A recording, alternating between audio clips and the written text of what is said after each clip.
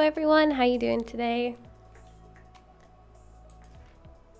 How is your day? How is your week? What are you doing this weekend? Tell me all about you. Hope that everybody's had a good week so far. And welcome to the Pixelogic channel. Chihuahua Alpha, Noctural, Dias, Travis, Drab Bro, Zacron, Angel. How's everybody doing? Hello.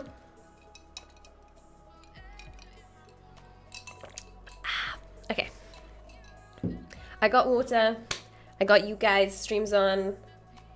Let me know how the music is. We'll see how that goes. How's everybody doing today?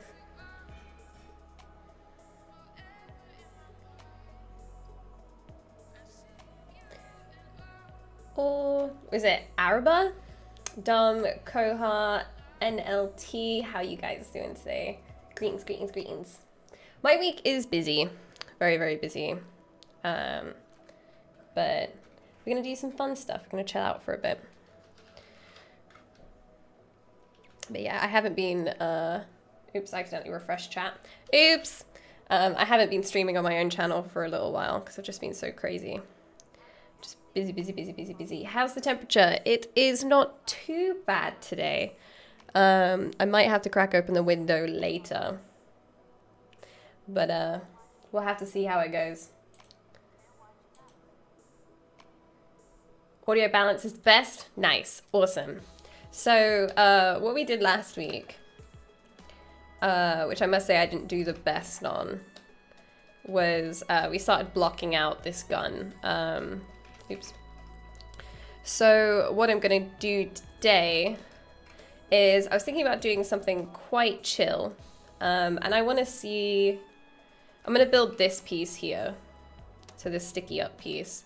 Normally I go for the biggest pieces first, but there's still a few more things about ZModeler that I want to get used to before starting. So what I'm going to do is probably work on like this piece that's at the back here and see how that goes.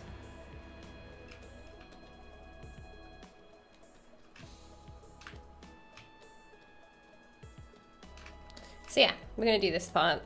And then probably shamelessly as well, just for fun, probably start on the keychains, just because I want to do something pretty relaxing. Normally, I would always start with the biggest forms first. That's the way it should go. But like I said, there's still some more stuff that I want to get used to first before doing that. So I'm going to do keychains and then maybe the handle as well. We can do that one quite easily, actually. That's pretty simple. Hey Nicolay, how you doing? Hey Maris, stress test. I'm going to sneeze. I'm so sorry. No. Oh man, sorry. Okay. But yes, because I want to do something quite relaxed as well. I want you guys to show your work. I want to see it. And if anybody wants any critiques or paint overs, let me know. I'm perfectly happy to do those for you guys today, just because I haven't been around much.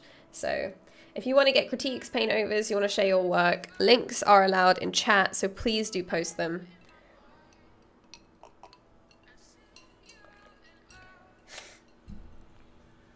I'm going to keep it quite chill. Hey Yone, hey Thibin.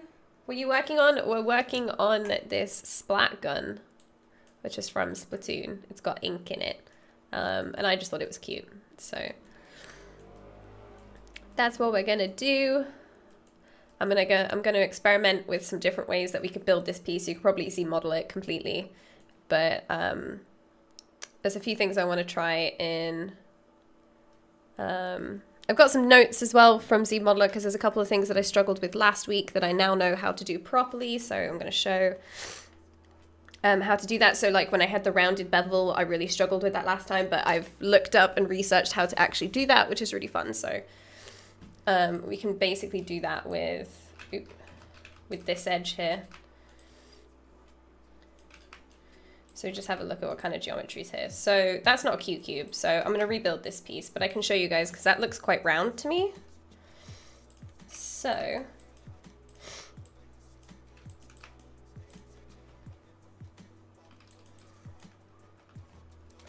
I'm actually going to delete these two things here because I want to redo those. So I'm going to keep this because I want to redo whatever I did in the middle.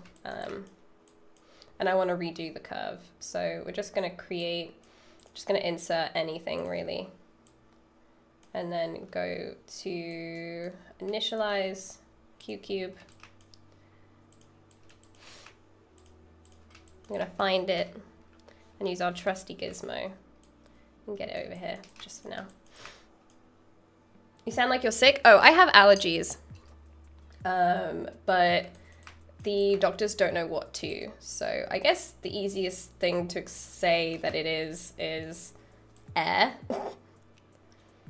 But yeah, just about anything can kick it off really at any place, any time of the year. But I'm having a good day today. I haven't had my antihistamines though. I do have to take like 2 a day, which is a bit crazy, but I'm gonna make this quite chunky. Woo. Maybe I'm allergic to 3D modeling. Oh my God, wouldn't that be the worst?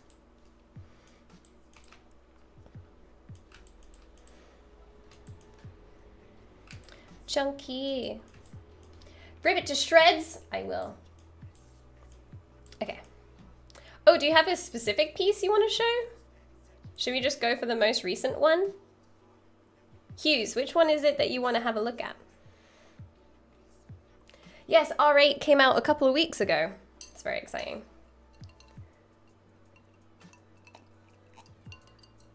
The barrel of a gun reminds me of a flamethrower. Ooh, very true, actually. These holes don't go all the way through though. They're just kind of indented. So what I'm thinking is, because they have quite a nice smooth transition, is I'm going to just take spheres and then just radial symmetry around.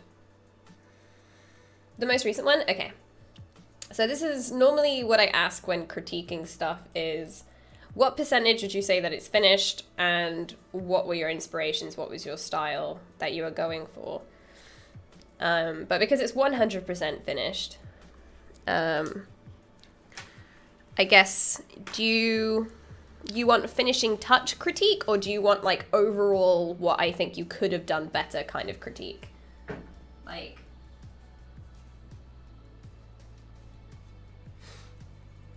and I guess you were going for, are you going for realistic or hyper real? Also is another question. Because it's all about, giving good critique is about not only giving advice, but being able to listen to the person who is asking for it and understanding what their artistic intention was and what they're looking for. So sometimes you have people who are looking for anatomy feedback, but you'll start talking about what you could have done with textures. So I think it's always good that if you give somebody critique, that you take full responsibility in trying to understand what their intention was. Okay, so you want overall critique. Let's take a look. So I'm not going to talk about design because I know the design is from Simpsons, right? But I'm going to get up a reference picture because it's always good to reference stuff. So it's like Krusty the Clown, right? Okay, I'm just going to grab this one.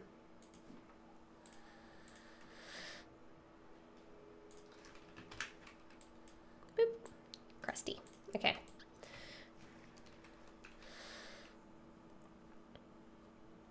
Makes me think of the clown from the Spawn movie. I'm allergic to remembering hotkeys. When I had my allergy test, the nurse was very impressed that I was allergic to almost everything. Oh man, that sucks. I've had allergy tests, but now I have to go to like a specialist to find out what's wrong because all of them came up negative. So it might not even be allergies, I might just be a freak. Nobody knows. Okay.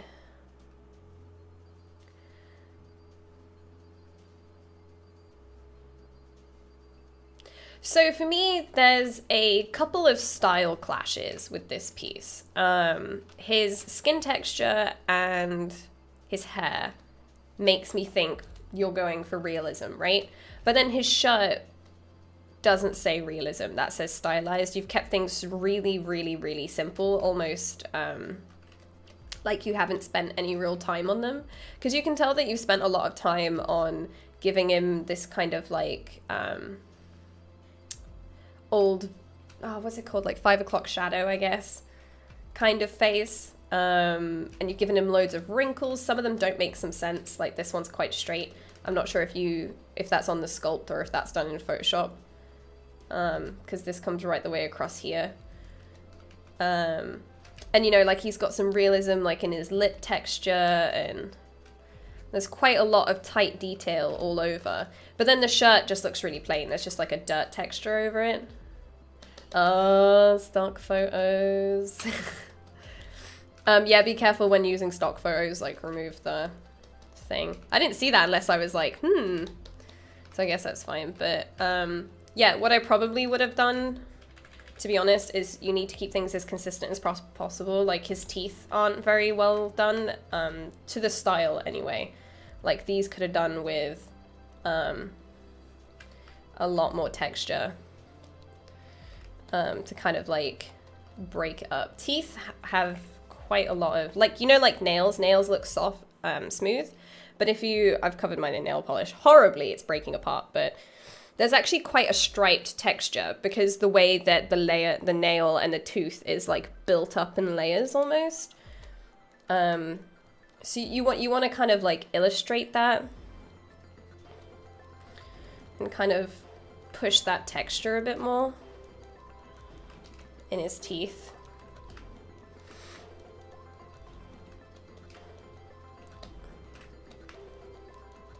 Especially if like the rest of him is realistic. Like you want to kind of, you don't want to add so much detail that it's hard to focus anywhere on him, but a lot of these shapes feel really straight as well. But you want to add enough that it seems consistent across. Caught me. Nah, it's fine. Everybody does it. I'll just try to remove it. There's like a really cool thing you can do with the heal brush in Photoshop, and you could probably just heal it out if you needed to. Or you'd be surprised what you can do with just with a phone camera and capturing like your own grime textures. And just use levels in Photoshop to kind of create your own. Recently I did a hair texture, and I was like, oh man, I should find one online because I don't have time to like render one out. Dorian, hello. But in the end, what I ended up doing was just making a Photoshop brush that did it for me. You'd be surprised what you can do with making your own brushes. It's super easy.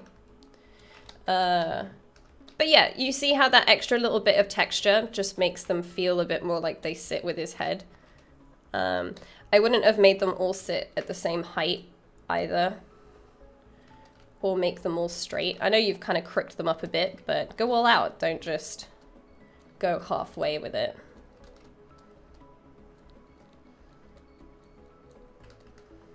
Add the chips, like make them really, really significant. Don't just kind of go halfway with it. He's supposed to be messed up and scary. Scary guys might have gaps in their teeth, but they're not. Bad hygiene is scary.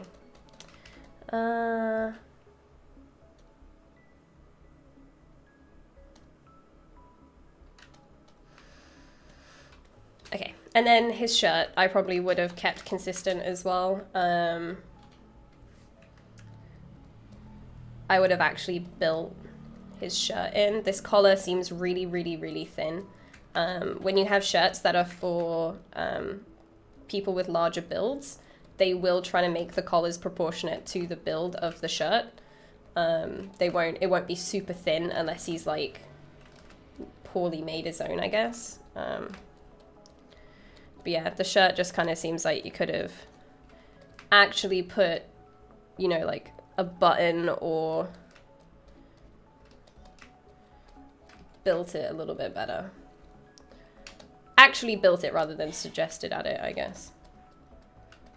It's just that extra bit of detail just pushes it. And then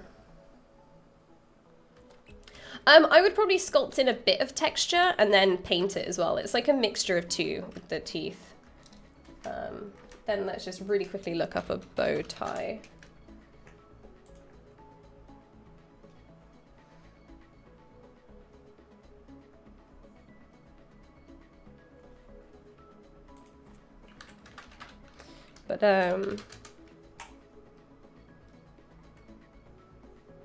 But yeah, the bow tie feels like it needs a bit of refining.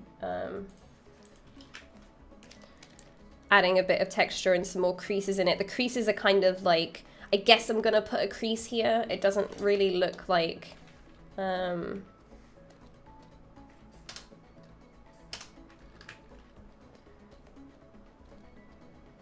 doesn't really look like you've put the creases in. I'm just gonna take this photo because I don't want to paint it, but.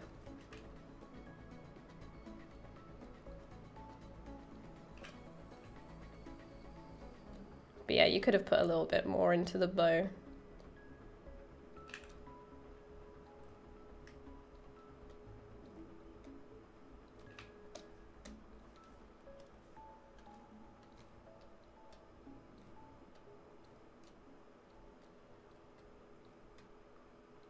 Because it just doesn't, as like a stylized one, it's okay, but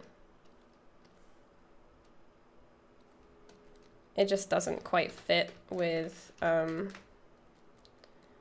what style you've already set for yourself, I guess.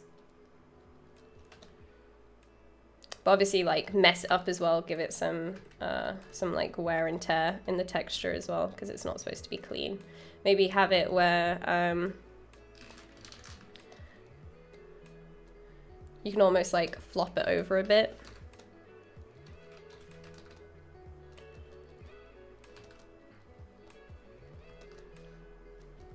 So it's not completely straight. You can call me Shay, Shayleen, Uni. It's up to you, really. I don't mind. I answer to all. Sometimes I come on the street and I think I hear people saying uni, but they're calling like they're talking about university or something. But my ears will just like prick up. But yeah, I would have studied into the shirts, build the shirt properly.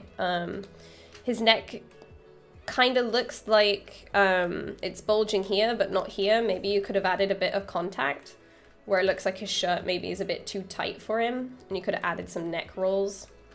His ear seems really stuck to the side of his head. Maybe would have tried to like rotate it out this way a bit more, so they feel a bit more like a bit goofier. Because I'm losing his ear a bit.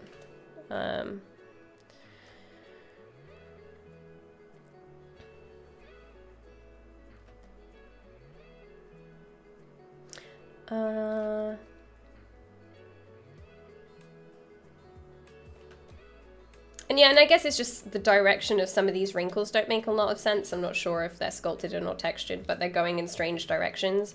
You want them to go with the grain, but they're kind of going against it in a way. And then the nose doesn't feel like it's a part of his face, so maybe I would add some like smeared makeup around.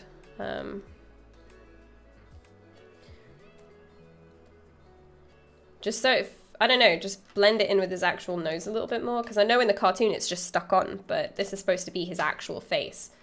So you want to see some transitions of the nose that he actually has, you know, rather than just being stuck on. But yeah, I hope that helps. There's a few other things, like, it doesn't look like he has any shoulders. That's just like a structural thing. I think it's once again just along with the shirt that you haven't really built the shirt in. So it doesn't really look like he has any shoulders.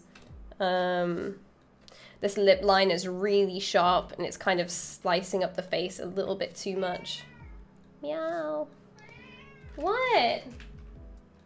So I probably would have blended that lip out a little bit more. And then stuff like the smile seems a bit strange. But yeah.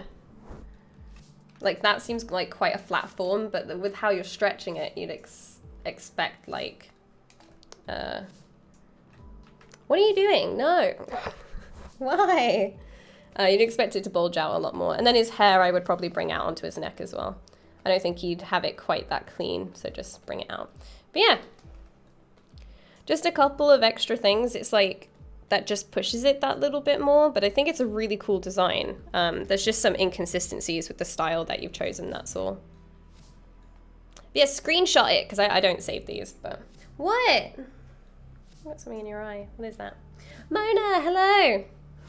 Hey, Rad Kitty.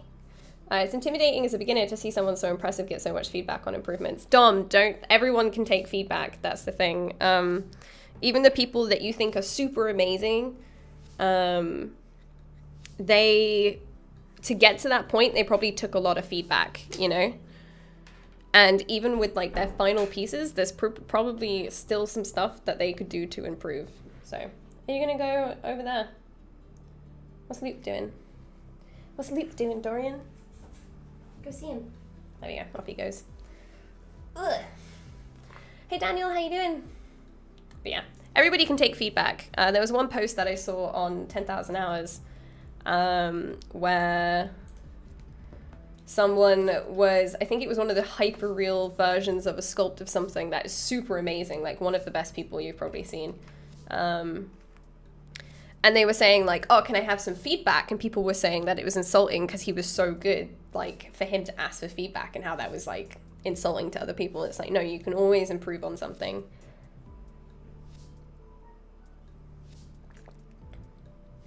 Always room for improvement, super helpful. Oh, I'm glad. Super glad. Okay. How you doing, Cafe? So, I am going to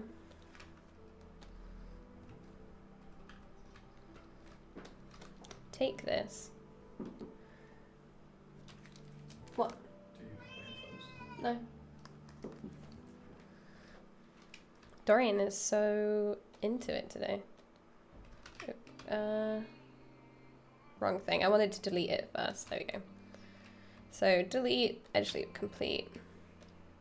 Because what I want to do is add a bevel to this.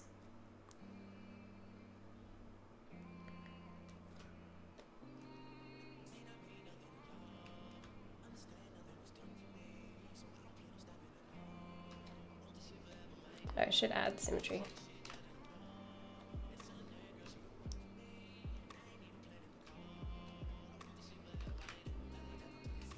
What? Oh man, maybe I just shouldn't do this today. I want crits, send it, Danny! I've never been able to get this right. Oh well. I just want to bevel you.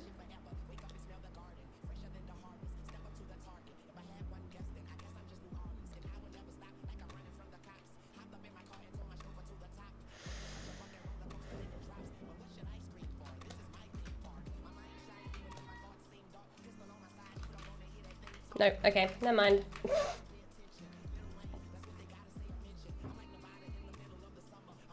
I love feedback, I just mean the realization of how much... Oh, it's gone.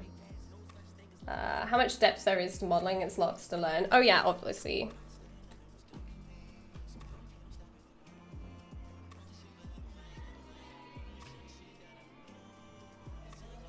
It's just people shouting outside. It's awesome.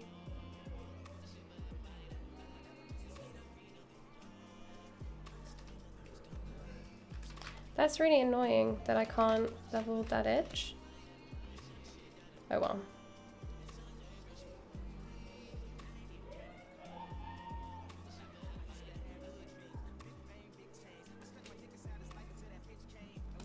I swear that I looked this up before, but alright.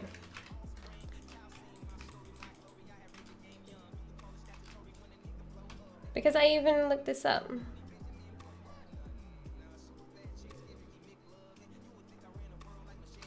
Okay.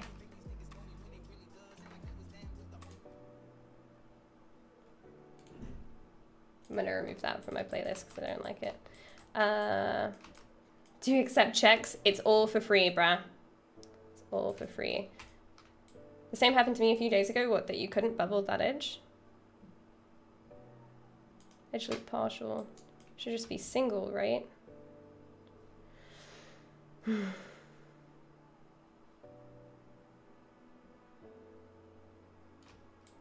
Roast me? Okay. I'm gonna do it the cheating way. So we're going to duplicate this.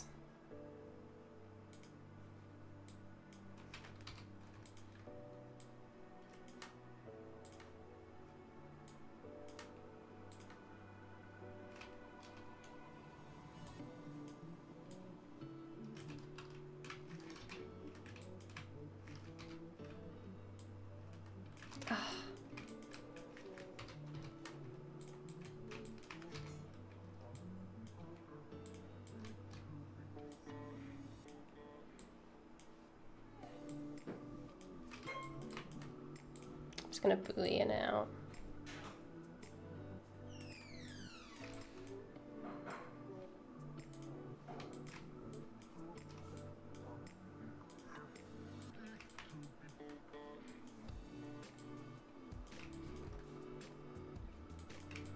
And then probably delete that.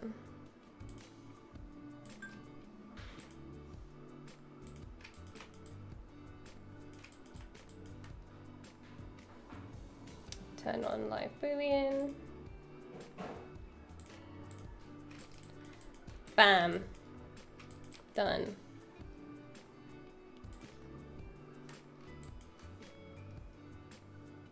Do.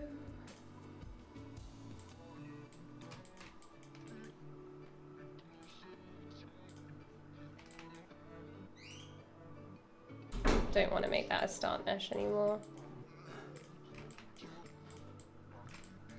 Okay, it did something weird with the topology, but that's okay. We'll probably just go in and delete these.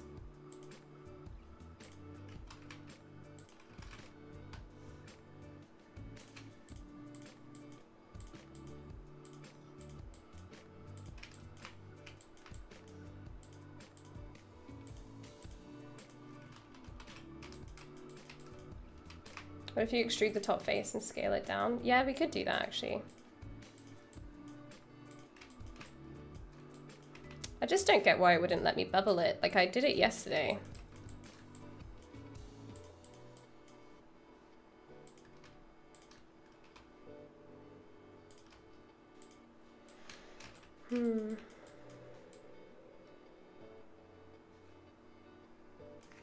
Would have made a pentagon. Oh yeah, true. Very true, actually. It wouldn't have made a quad or a triangle. Okay, that makes sense. Okay.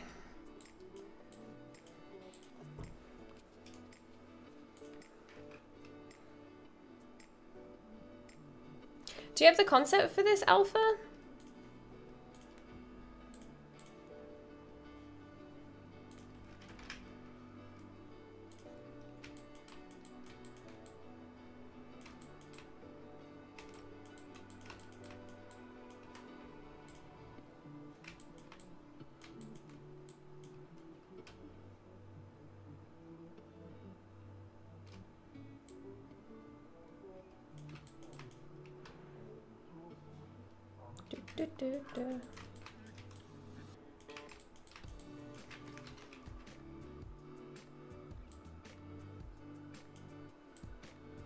There you go. We'll just do this. It's just one of those things where it's a little bit hard to get used to when you're a Maya user.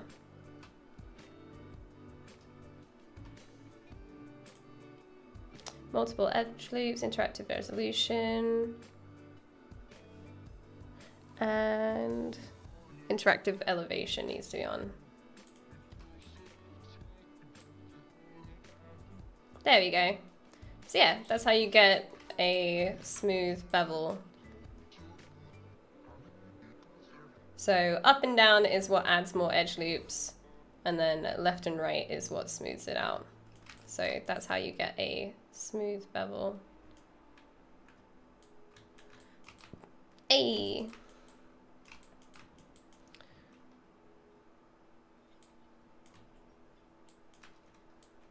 But yeah, it wouldn't let me bevel it initially because it would have made a n-gon on this face, and that's why it wouldn't let me do it.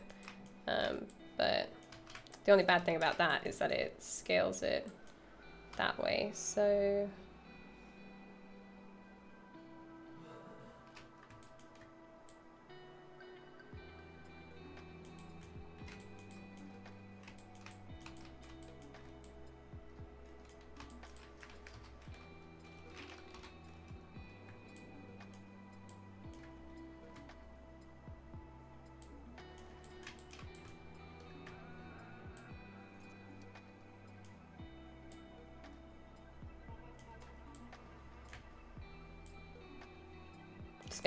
just gonna use the Transpose tool to kind of cheat at flattening that out. So you just hold down Shift and click this red dot and just drag it in.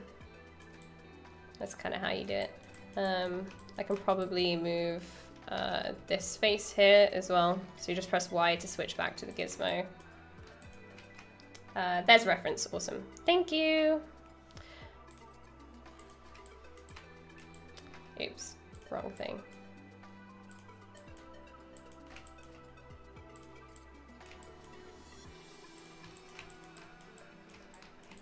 And then we can probably delete this bit. Going to go to Z modeler. You're going to make this into a different poly group. Poly group, single poly.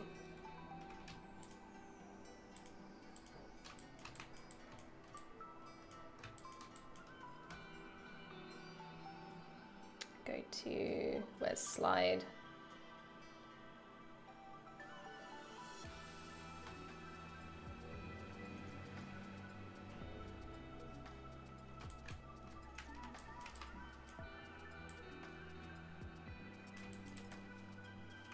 Cheater.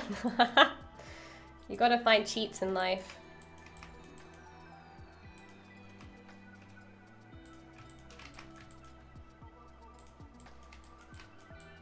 So there's one piece. We can take this and we can delete this.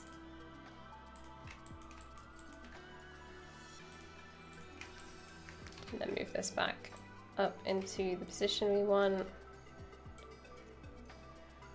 Then we're going to dynamic subdivot, and then we're going to add these little rabbit ear thingies to it.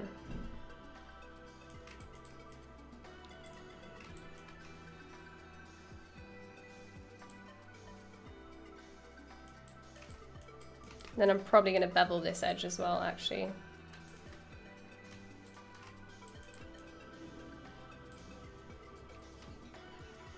But I don't think it will let me. Oh, there we go. There you go. Nice, smooth, round. Are we giving feedback? We are. Thought I would do that today. Okay, so we have the reference here. Copy this. Go to Photoshop.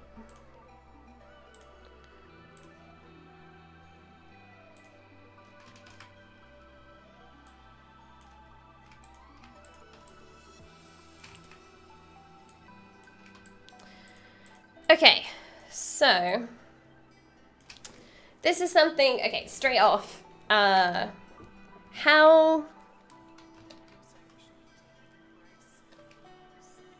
just link your work and just ask for feedback. So I think straight away, the part that bothers me is these belts, because I forgot what the part is called. Let's have a look. Belt.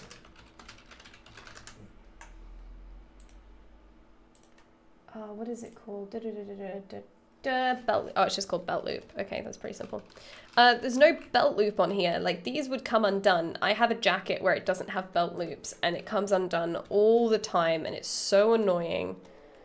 It's just, it's the worst thing ever. You need some belt loops on here.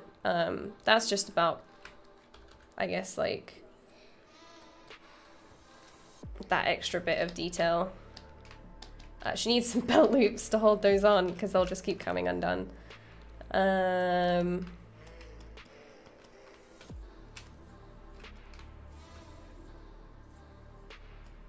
love her outfit though, it's amazing. Yeah, it's just free crit day. I'm just doing fun stuff. I thought I'd do some ZBrushing and some critiques.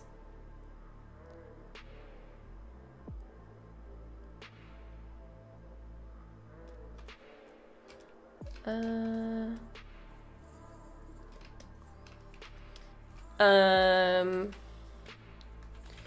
not sure if it's because you inflated this or not, but her arm got a little bit bulgy.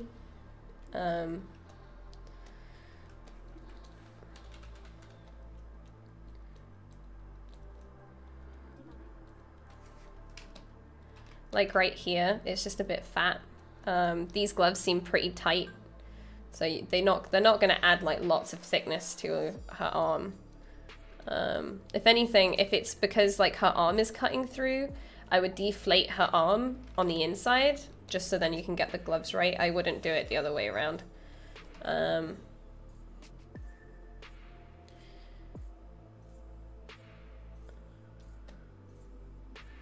Oh, this isn't attached to anything, but I would make this buckle bigger just because it's bigger on the concept. It's quite chunky.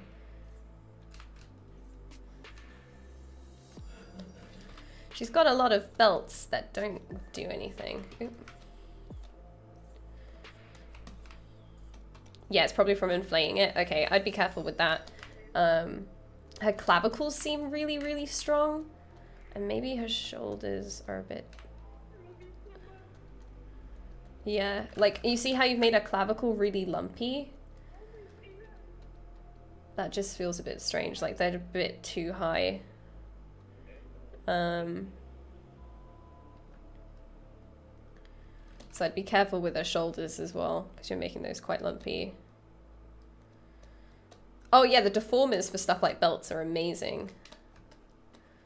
I was using the deformers for hair cards, which was really, really fun. This is the second character that you've done that has like these leg pieces, which looks like it has an angle on the top, by the way. That's why I'm adding this.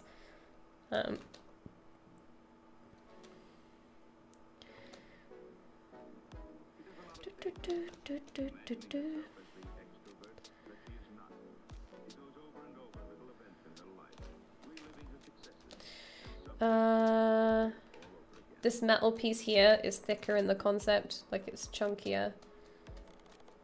You've made it really thin. I think what it is overall, a lot of the elements that you've built are all really small and dainty, which is making them hard to read. So I would try to maybe make some stuff a bit chunkier, and then under her shirt, this is really tight. And then this curve here isn't very flattering on a female body.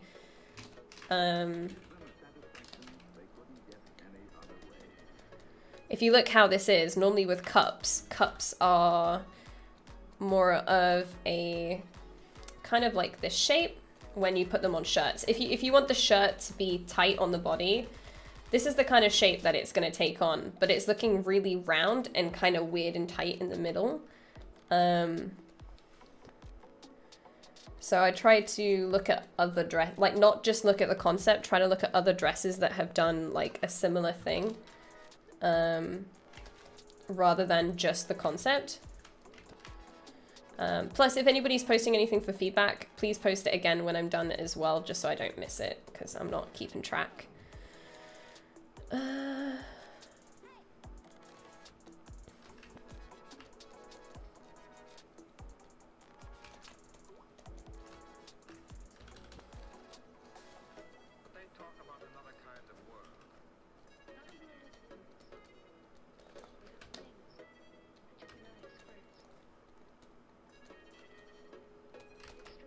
That's a bit straight. And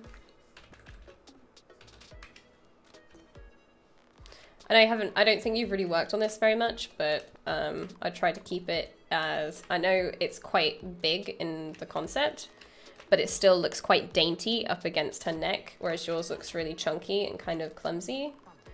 So you got to think that like that this is still quite an elegant outfit, so try not to make anything like too clumsy.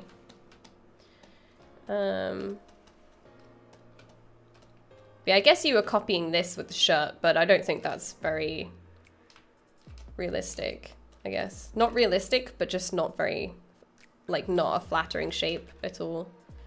And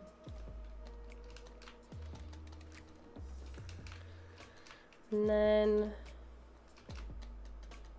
let's look at the bigger picture.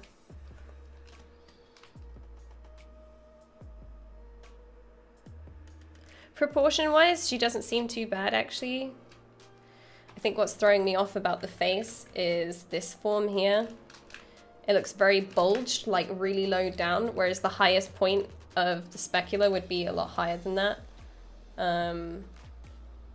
So it just seems like a lot of weight in her face is like sagging quite far down.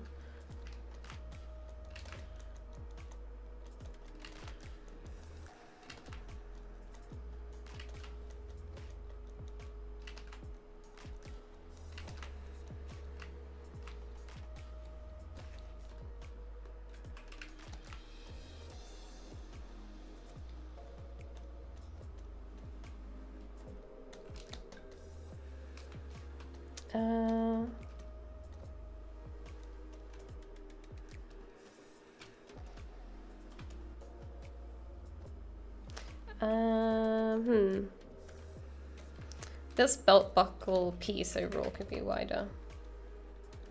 Let's turn this up.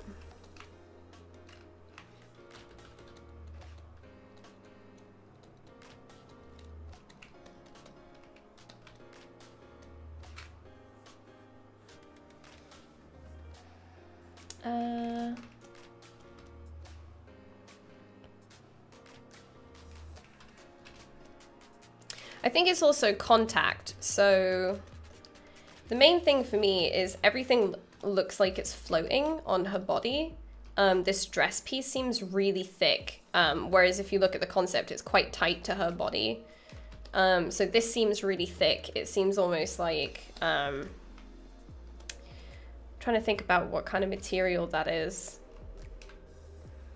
But you know, kind of like a body warmer, the way that you're adding creases to this seems like a body warmer. It doesn't seem like a tight piece of fabric.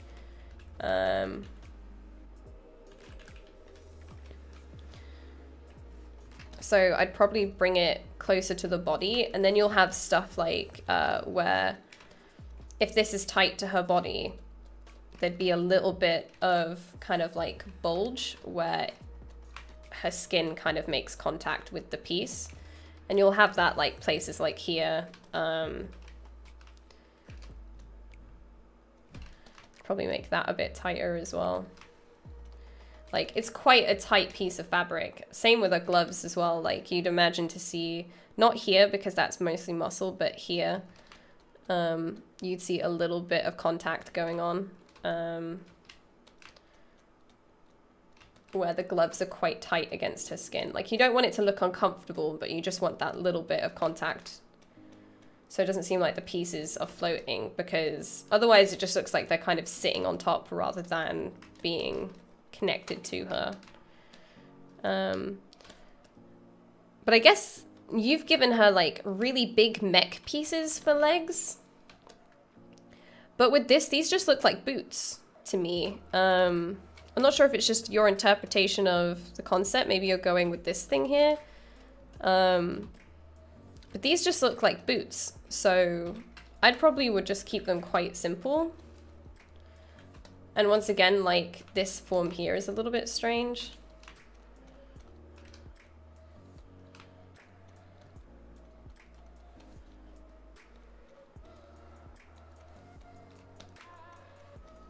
Don't know if it's her calves that you've sculpted in or not. But yeah, I don't know. To me, these just look like boot pieces. But if you want to make them mech mech pieces, then this piece is too close to this piece because she wouldn't be able to bend her leg and, you know, stuff like that you have to think about. And then this would be a separate piece from the rest. It might actually sit on top, so then it's more mobile, you know. So it depends what kind of style or what your decision is on how to do the legs, but I guess to me, because they come all the way down and they're so slim, they just look like boots or tights or leggings or something. They don't look like mech pieces. These just look like extra pieces of fabric, or maybe, because the way that this connects all the way down, it's all one piece. So it just looks like, maybe latex? It looks kind of latexy. Yeah, with the shine on it, it looks kind of like it could be latex or something. And then it just blends into the boot. So yeah, maybe I would try to like slim this down a lot more. Try not to chunk it out too much.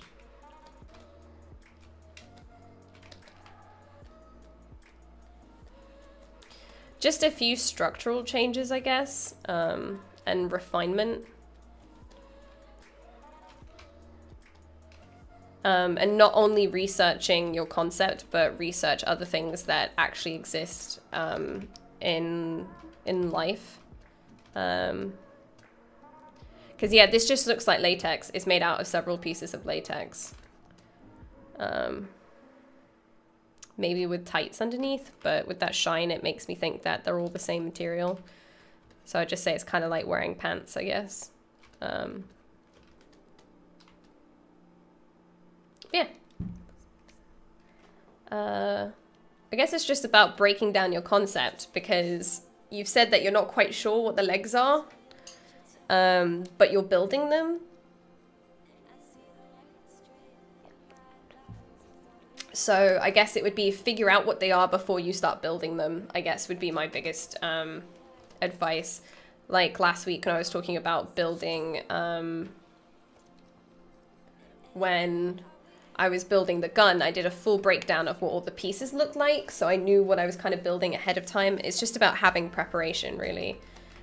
Figure out what you want the legs to be and the gloves to be, because they just look like either like satin or latex or something. It'd be cool if this was satin or polyester and then these were latex, because then you'd have two different materials side by side. That would be a nice contrast. But yeah, just try to prepare it, I guess, to find out what you want to do with all of this.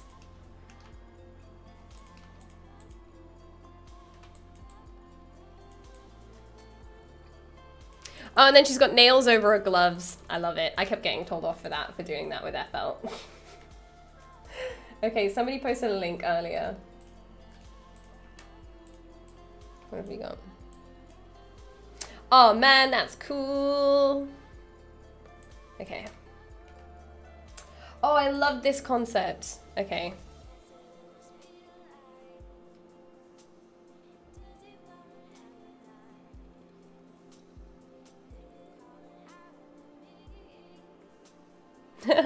I like looking at stuff when it's like this. Okay.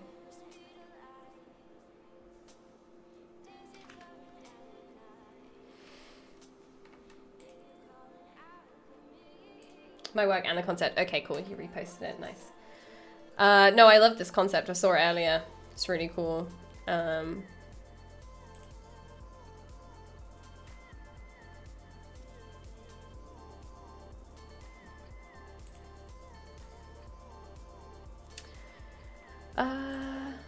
I guess to me, I feel like the material isn't right, or it's just the rendering. This feels quite gelatinous. You know the new Alien movie, if you've seen it.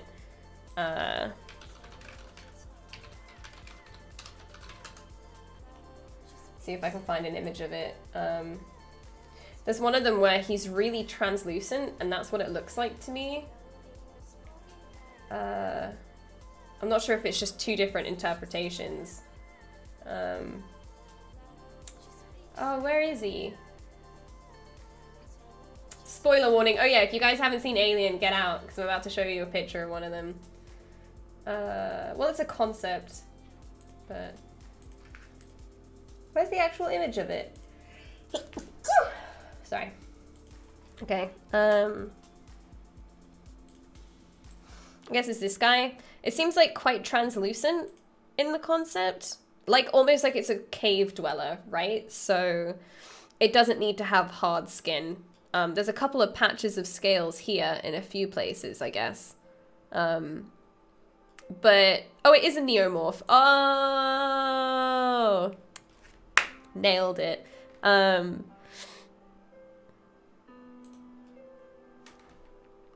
Let's look up neomorph then.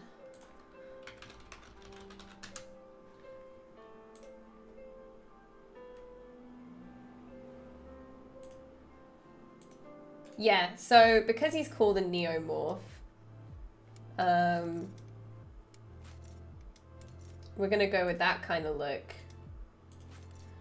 This is a model, but you know, quite translucent, you know, more like skin than scale, but yours looks more kind of like a dinosaur, I guess, because you've given him textures that look like scales rather than like lizard skin rather than skin, like human skin.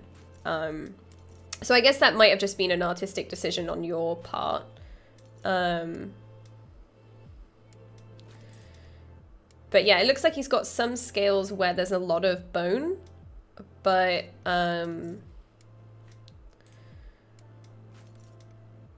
it looks like you've applied it like everywhere. I'm gonna grab this one, because there's a couple of things. Doesn't need eyes either. I liked the neomorph, I thought it was really cool. So what I'm quickly gonna do is I'm gonna smack some blue in here, because he seems a little bit too yellow for me. I think that also helps to make it look like a dinosaur. And then really quickly gonna grab the whole thing, and then we're going to blur it just a little bit, just to try and buff out some of the detail that you've put in the skin. Yeah, the spoilers are gone, don't worry. They're not really spoilers, but just in case you were worried, they are gone. So I'm gonna bring back this sharp detail, like around the edge and stuff as well.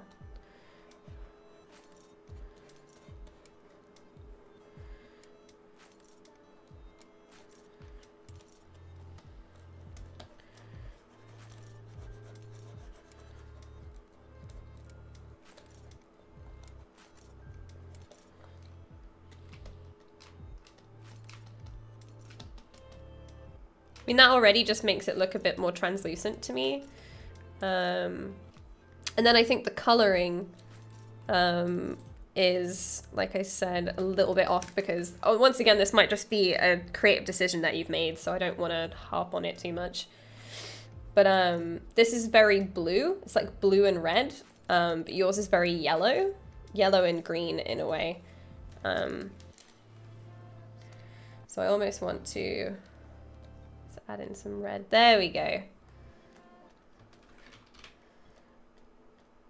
Just make him seem a little bit fleshier, I guess. And then another cool thing that the concept did, that you've got in these spikes, is they blended out a lot of the spikes with those little scale patches that we saw, if you bring it up. So with all these spikes, they've got like little tiny scales that blend out from the big spikes. Whereas with yours, you've just got the spikes. So it feels like a really like harsh transition between the two pieces. So maybe what I would try doing is kind of blending it out with smaller pieces as you go further away, just so it doesn't seem quite as harsh of a transition. It just feels a bit more natural because you've got these mega long ones, but just like with hair, you would have some pieces that would be a little bit shorter, like as it kind of transitioned in, just to kind of make it feel more natural. I mean, overall, like you said that on your thing, it says that you're a concept sculptor. So I think overall you've got like the concept down. Somebody would be able to turn this into something quite easily. Once again, like really small teeth in some places, because these teeth are really evenly spaced out. The cool thing about scary monsters is you can add that. Let's just copy one. You can add that like irregularity in them a bit more. So you've got some that are like really close together, and you've got some that are a little bit further away. Ooh, one sec, guys. I gotta wipe my nose. Me too, Drab. You guys have such awesome work. It's always amazing to see. But yeah, you've got some that are a bit closer, some that are a bit further away. Ah, fly. What is that? Is that a moth or? I don't know. And they're all in the same row as well. So you could have like some that like stick out this way and some that are like, you know, kind of like shark teeth. Even with like when you see T-Rex teeth, they always try to have some that are a little bit more irregular. Just to, because they just feel really, really regimented. Ooh. Just break them up a bit more.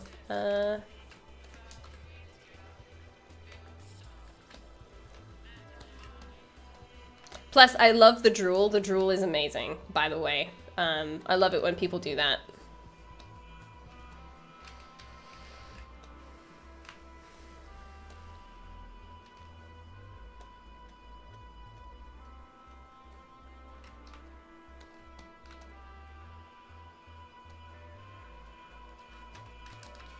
Maybe I just want like another strand like up here. Maybe just to connect to his face a little bit more. Maybe a hole in the side of here would be cool. Just so you're kind of like taking this pattern and then you're translating it over here as well. So it just kind of feels like everything's a part of the same thing. And then something else that they did in the concept was they added like, I don't think I have a freckle brush. I used to. I think that this is one. Yeah.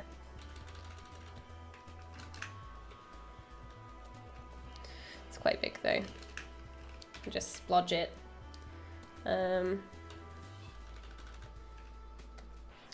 Was they then added like some kind of like flatter looking scales and kind of like variation around here that just made it seem kind of like skin variation almost, or it was scales, I don't know. But yeah, just something there to help transition that out as well. But I think it's awesome. I just think that maybe, personally love the look of the goblin shark as they're straight and slightly curved, so it doesn't look quite like a normal net level of natural. Yeah, it just depends what you're trying to go for. That's all. Like, all of these are just critiques. At the end of the day, none of it is 100%, I guess, like fact, right? There's some stuff where it's like anatomy, but I think even with stylized stuff, especially with creatures, is you can play with that. You can play with it and break it all that you want, and you don't have to worry too much about being 100%, because like there's anatomy and then there's ideal anatomy, like artistic ideals. I just want to make him slimy. Try to think of the best way to make him slimy. But yeah, there's like artistic ideals of anatomy, and then there's like anatomy, and all of it all depends on what you're trying to go for. Like some people like really push that into something amazing or really cool. So somebody could be saying, oh, this torso isn't a realistic length if we were to say realism, but then in stylized, you can like make it shorter or longer depending on what kind of character that you're creating. Just want to grab some reds. So you have that opportunity to really push this stuff. And my interpretation is this is what I would think that the concept was. But then obviously it may have been taken another way by somebody else. And that's the hard part about giving critiques and stuff. I just want to push the red in his mouth so it's just really gnarly. And then bring out some of the teeth again.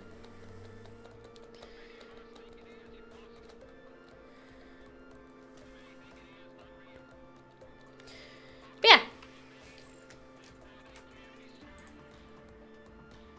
Whose was this? This was... I don't know how to say it. Scarman?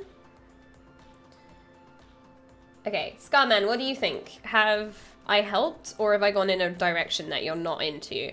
Just let me know. Because if I have, then I want to at least be able to help you a bit. Hopefully. I'm just going to bring back the blue in the background to contrast with the reds. But yeah, I think this is a really awesome sculpt that you've done. There's just a few things, like just some blending of elements.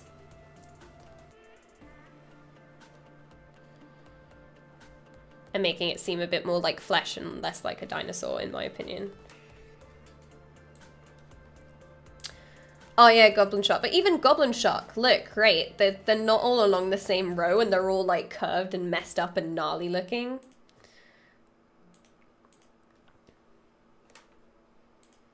Thanks a lot, I really appreciate it. Oh, thank you. I'm glad.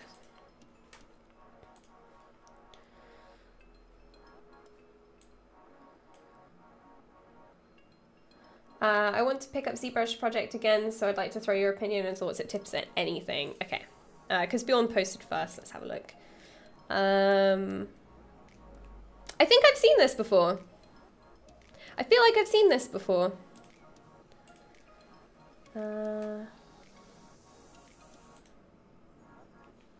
I think the only tips that I can give you is try not to dwell on one project for too long. Oh, that's a tutorial. I don't know how long this is over, but right now I wouldn't start learning about stuff like projecting textures. I would just work on practicing anatomy and proportion, and possibly working at a much lower resolution for a bit longer because things have started to get a bit lumpy. Like all of this stretching here in the nose, I would probably duplicate that, retopo it, project it back on just to stop this pinching that's going on here, because you're basically, it looks like you're fighting your topology. And it's all really lumpy because it feels like you've been working at a really high resolution for too long. So yeah, I think there's just like, try to do some anatomy studies, but not just copying what you see. Try to understand the form of the body, like what the standard form of like what a torso is. You've made his biceps really, really round, but biceps actually are more of a tube shape, and they're quite straight as well. They're not like, even when somebody works out on their bicep, let me quickly sketch something. From the side, it still kind of looks like this shape. It's quite flat on top. Only when you tense it does it then bunch up, right? But when it's flat, it's quite a flat shape. So yeah, just stuff like that. Like, just keep practicing. Likenesses are really, really, really hard to do, so maybe try to work on just like a general basis for a while. Just trying to make like general anatomy rather than a person at the moment. And just use as many references as you can. But yeah, I think it's a good start. You just need to work at a bit of a lower resolution because it just seems like you're fighting yourself a little bit there.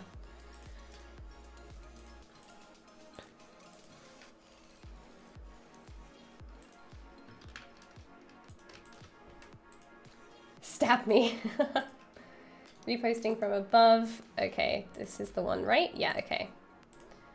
This is Tanuki. My last project. sweet. I'm liking the color variation in his face, just straight up. That's one of the things that I like about this the most right now. But yeah, once again, I think with this one, the same thing as that I was mentioning earlier, I think these are looking rad, because ZModeler is amazed that I still haven't tackled that beast. But it looks like your mech pieces are looking good, but when it comes to the organic stuff, you seem to struggle a bit. This arm is very incredibly flat, you know? It just feels a bit strange.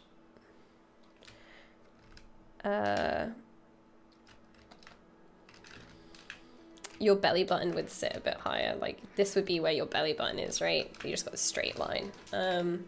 This doesn't feel tight across his body. Like, these have got to hold stuff up. You haven't really worked on the shorts at all, but yeah, I think once again, it's just about referencing. Try to reference what you're making as much as you can. And the cool thing about Overwatch that you should be referencing rather than just, oh, this quiff looks like this, is why is this shape, right? So he has hair like this because well, this is my opinion anyway, is because this kind of looks like flames in a way, like really stylized flames. And if you're just copying the shapes without understanding why they're there, it can make it really hard to build a piece. So try to think like, oh, if I were to draw flames in their simplest form, it's kind of like this, right? That's a flame, and that's kind of what they've done here. So I try to push those angles a bit more into being a bit more stylized, because this is a really round shape right here. You've just created a round shape. Try to stylize it and add some more angles in here, some more straights and curves. Not a curve just like this, but if you have a straight line on one side, add a curved line on the other. Try to balance those lines out. They do it a lot in 2D, and you can do it in 3D as well. And that's a lot of what Overwatch do. But I'd have to see reference of him, actually, to be honest, to really get a good... to analyze what they've done.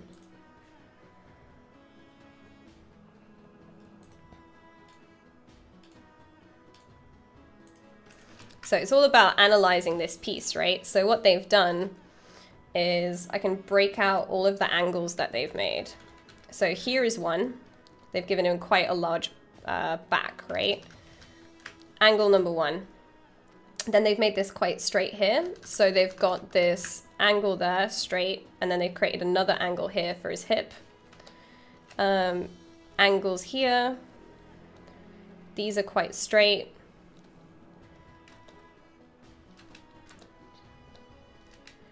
And then he's got loads of really sharp angles in his face.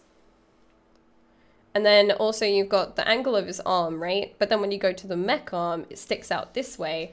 And that mimics the silhouette that you have on your forearm on the other side. So they've not broken that silhouette from one side to the other. They've still kept it quite similar, but by adding more of a thicker piece. So there's repetition in shapes. So they've got this shape here, and then they've repeated the shape on this side. And they've done the same on these legs as well. Like, they've kept the overall form the same in silhouette to make sure that it doesn't seem too crazy. And then how his head kind of slopes as well is a really nice curve. But yeah, I guess it's just break down the concept a little bit more and try to think about what they've done to their piece.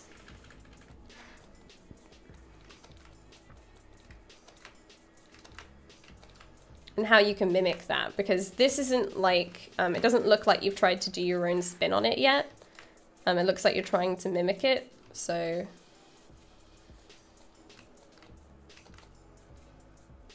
But yeah.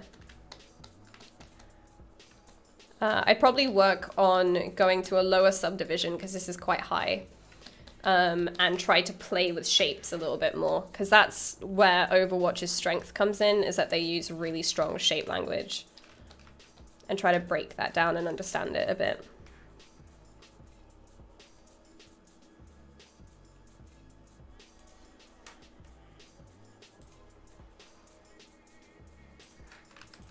But yeah, is it a study, or is it you're trying to take what Overwatch has and put it in a different style? Like, what is what's like the purpose of the piece that you're working on?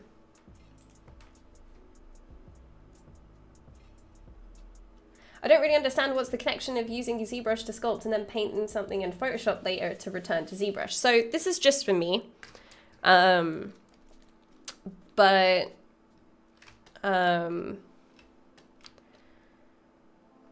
this is how I like to work. This is part of my workflow, right? So if I wanted to say to somebody that you need to do all of these changes, right? You need to add all of these little teeth. You need to add this variation here. You need to smooth a lot of this out. You need to add some kind of shine to it. The colors need changing. This took me like 10 minutes to do in Photoshop, right? To say, these are the changes that I want. If I wanted to do that, and I can see it as like a full picture, right? I know what I want to do. I can be like, yeah, cool, those are the changes that I want. If I were to do that in ZBrush, for me personally, it would take me a lot longer and I might not figure out what I need to change. What I can find is that if you're focusing too much on one medium, which is ZBrush, or even when you're painting in Photoshop, if you spend too much time trying to fix something in that one medium and you're getting nowhere, it helps to have fresh eyes somewhere else. So if I said that I want you to make this mouth smaller and I want this thing over here and this thing over here, for me, rather than breaking the mesh and getting really annoyed because I've like messed something up and I've made all these textures and done all this other stuff, it's much easier and faster for me to do it in Photoshop and then be like, that is definitely what I want, and then reference it and do it in 3D. Because like I could spend ages, because this arm was quite thick, trying to thin down this arm, which means that I have to take the arm on the inside and thin that down and get the shape just right. Or I could just go, there's a line, that's what I want, you know? For me, because I have the skill in 2D, I can do this stuff. I can be like, let's just grab this, and what I want to do is, whoa, something fell. I actually want to make this head a lot bigger, and then I want to make his mouth a lot smaller, right?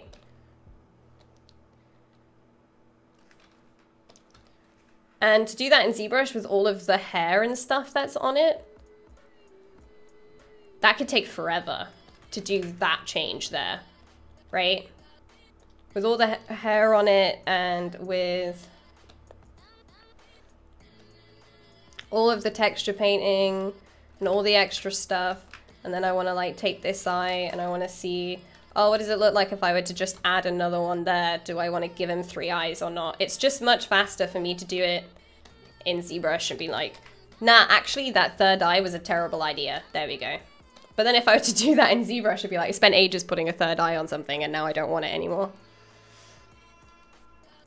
So that's just my 2 cents. I find it much easier.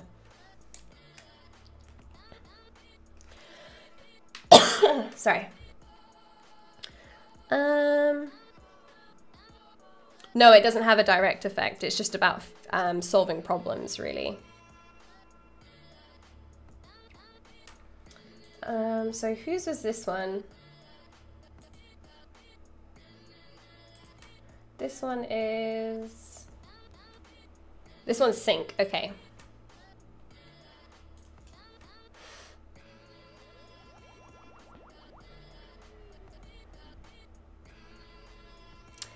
I guess this looks really cool.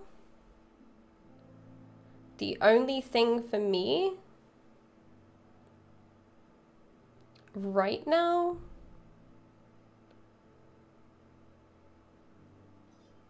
is I don't like that he's not looking at me, right?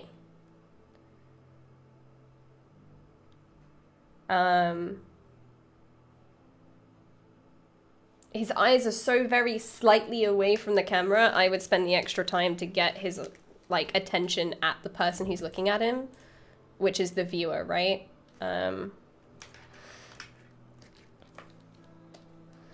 It's just so slight, but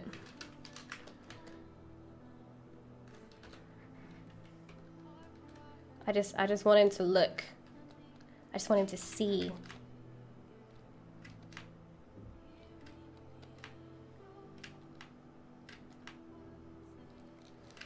And then his eyebrows are saying something different to what his brow is saying as well. So I would probably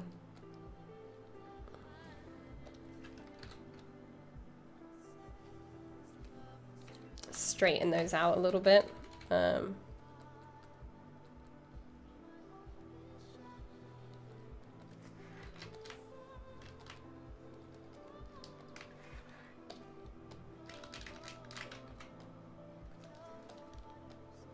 Because he's got an arched brow, but eyebrow, but his brow, it looks like it's quite straight. I don't know, it looks like he's kind of frowning in a way.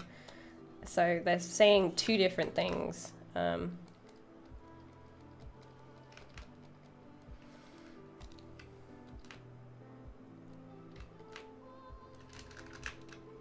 Could you critique your own work? Of course I can. Would you be interested in doing that? Because I totally could. I can critique like one of my pieces that everybody loves and show you all the stuff that I would fix. Is his mouth a little bit too low? Seems a bit like it. Seems like his mouth is just that tiny bit too low for me.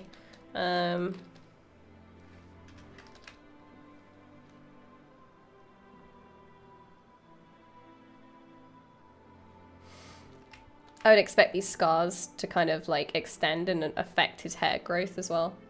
That would be a cool touch to add.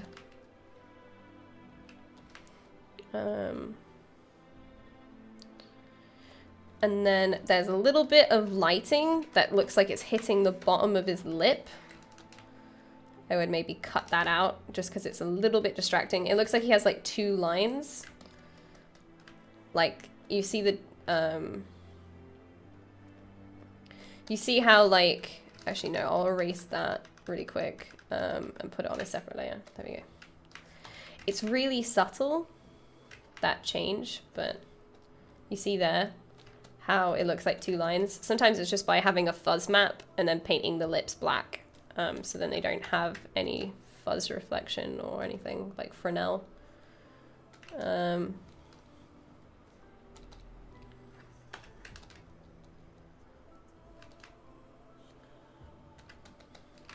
Okay. You see what I mean by having him look at you? Like I've made that eye a little bit wonky, like a bit too high up really.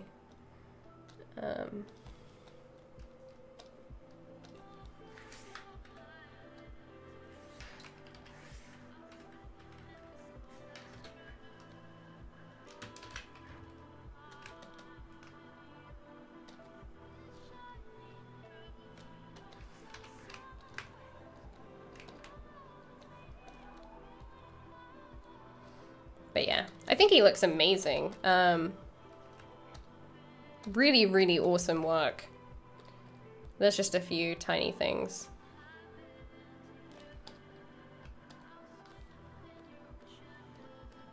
Yeah, you almost want him to look at you.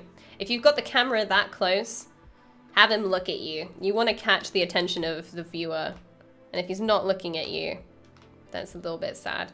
And then maybe the background color needs a bit of a change. The only reason I say that is because his armor is blending in with the background and it gives him a serious case of floating head. So maybe we can make that like a lighter color, I don't know.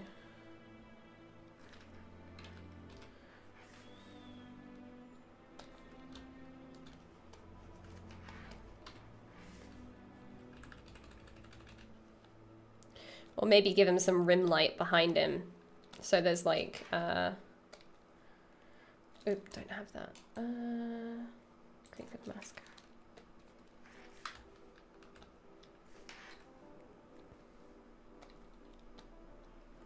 What? Oh, right, I'm not on brush, that's why. Haha!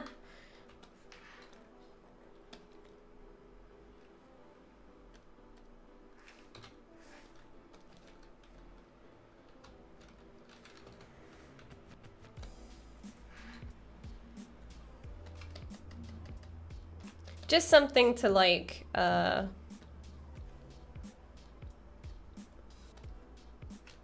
give him a floating head, you know? Hey Cry, how you doing? I wish Photoshop had a quick hiding marching ant selection. Well, if I were to do this, just Control H, right? And then that selection is still there. I think that's what you mean. And then, yeah, I agree with Grape Jug as well. The hair could be like in some different directions. They're all kind of pointing the same way.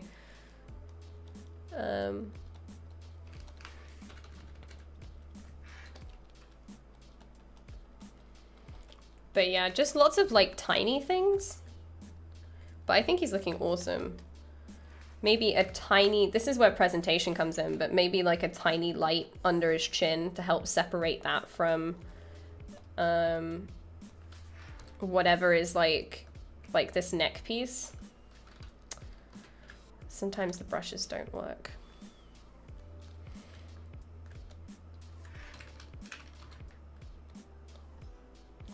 Just a little bit of light to kind of pull his chin out. It's curly hair. Oh, okay.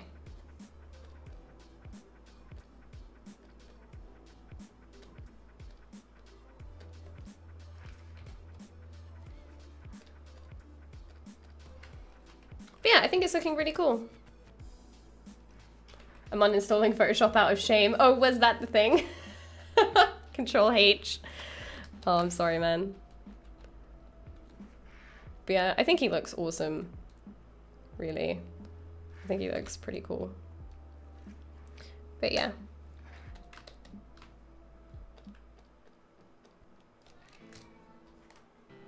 Wah, wah.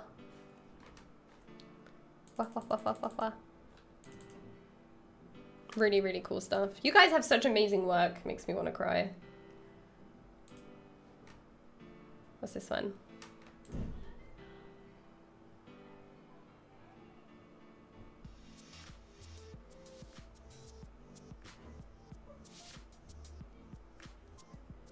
Okay, Babel's baby's first puke.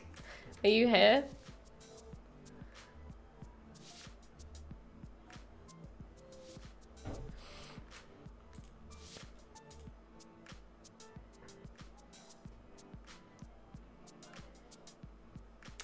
Thanks for your advice. Yeah, no problem. Thank you so much for sharing your piece.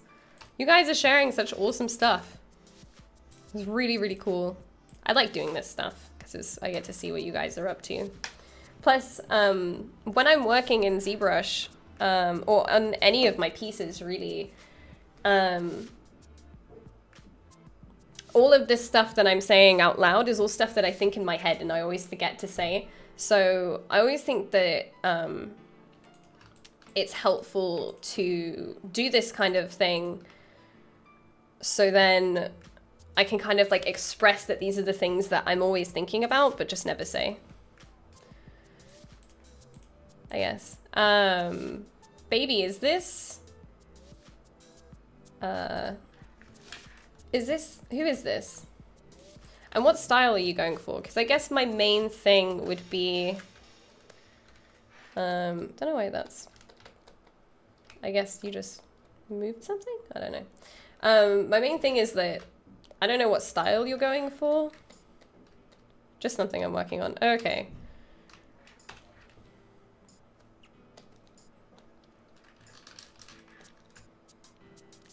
I guess with no references, it's kind of hard to judge what you have to do, but guess it would just be, even if it's stylized, there's always basic proportion rules, and it's that ears go from the bottom of your nose to the top of your eyebrow is the general rule. As you get older, gravity kicks in. Gravity makes your ears bigger. Just kind of droopy. So if you're old, that's why. If it's an old person, try to follow the grain of the face. Like I said, like gravity drags down, but then it looks like it's being dragged that way. That doesn't make a lot of sense. So I guess it would just be research on what you're creating. Old faces are really hard to do. I can't do them.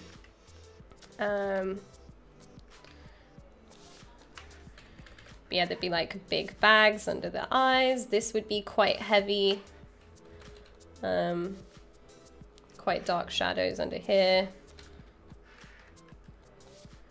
You find that bags under the eyes aren't straight across. They kind of go down like in this kind of motion as gravity pulls them downward.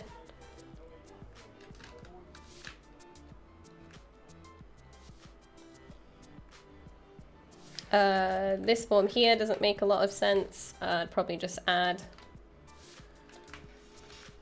some kind of chin. You have to have like, but yeah, it's just research. Even if you're just doing a piece for fun, if you're trying to achieve a certain result, and you've not done it before and you don't really understand it, try to reference it ahead of time before, while you're working on it, because it only makes a piece that's a bit stronger. But yeah, I guess for me, it's just a bit more research on old people faces, and pick a style, because you've got like all these really complex threads here, which I guess is just probably you just testing out Noisemaker maybe. But then the rest of him is like super stylized. We can make him funny by giving him a tinier hat. But yeah, just research. That's always my feedback every single time, is research. What's this one? I like how he's got a cloak. That's funny. I saw this one, Daniel. I've seen this. Oh god, I have to go through and pick which ones have I already done. I've already done this one, this one, this one. This one was first. Then, ooh, no, this one was first. We got red. Okay. Who is red? Who's Matt? Where is red? Sorry guys if these are out of order. I'm trying my best.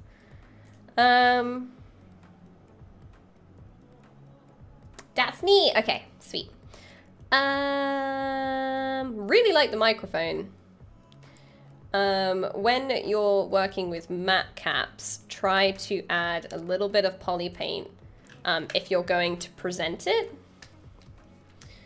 And it's a shame that the microphone is here, because if you're just showing off the sculpt, I would have moved it out the way. And that's only because I can't see her. I want to see her. So I probably would have moved it out the way. But, okay.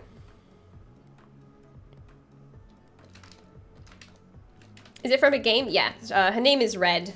She's from Transistor. So yeah, I would have added a tiny bit of poly paint just so you could see her eyes a little bit better. Because you can kind of see it there, but not really.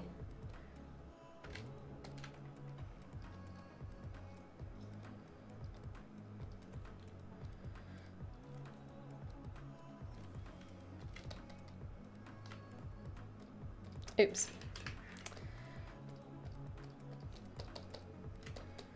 Are you going for a realistic version of Transistor is really good. If it's £3, you guys should get it. It's an amazing game. There's a better breakdown below. Okay, a minute. I should have scrolled. Aha. I'm gonna grab this one then.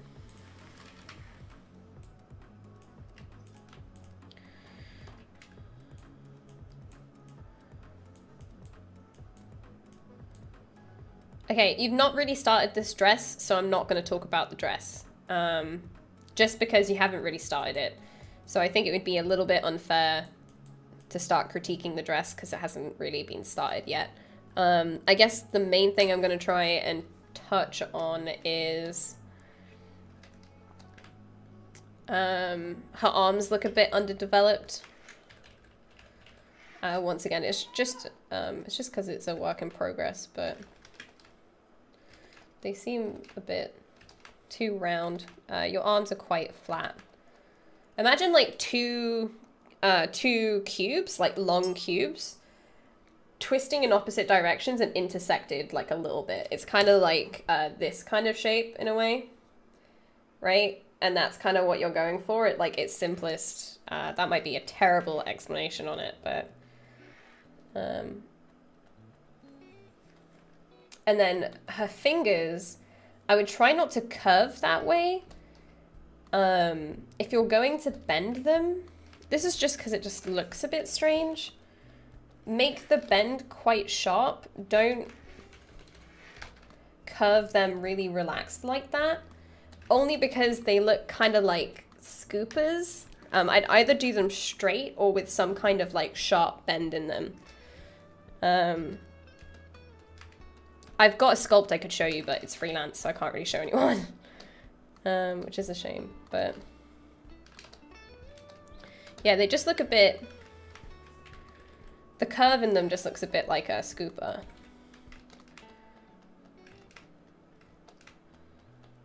And I think her thumb, you could probably rotate out a little bit more.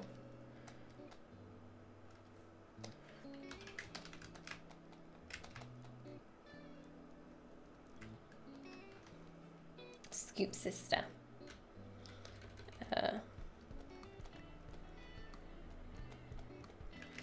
But I always like to keep this finger quite straight, just because it keeps the form of the hand looking really nice. And then I'll bend the others, just to create like a nice relaxed pose. That's kind of how I like to pose them up. Is I'll keep this one quite straight, and then the others I'll bend. That's just personal choice, but just because like I want everything to look nice, even if it's in its like default T pose.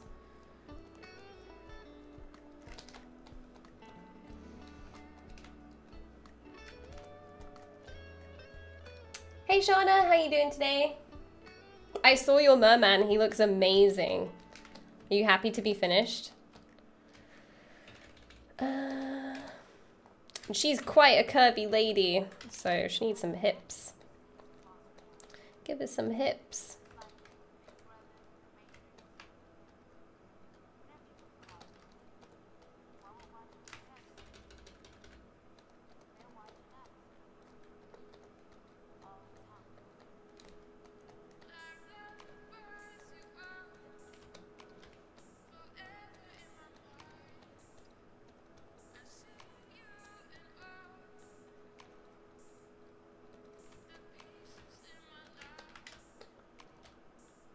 I feel like maybe her legs aren't long enough.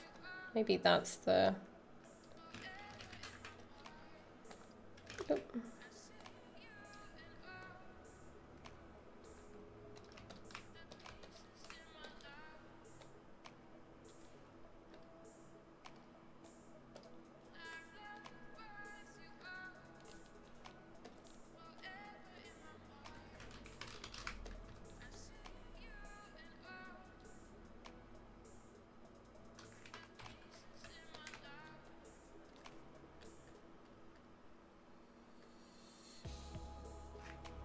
Trying to think what's throwing me off.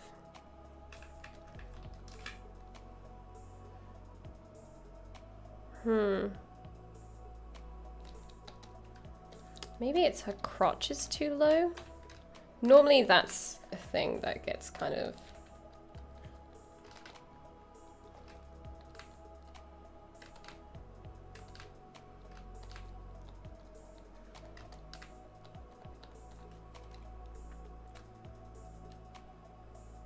I'm working on a ZBrush project, so I'm not really focusing about sticking 100% to my drawing. Yeah, I'm not convinced by everything. Still work in progress if it's possible to get some points of view. Yes, I can do that for you.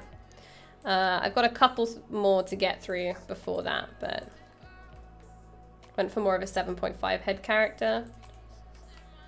Yeah, I think what's throwing me off is maybe her crotch is too low. I don't know. Or it's just that there's not a lot of form there in general. That might be what's throwing me off.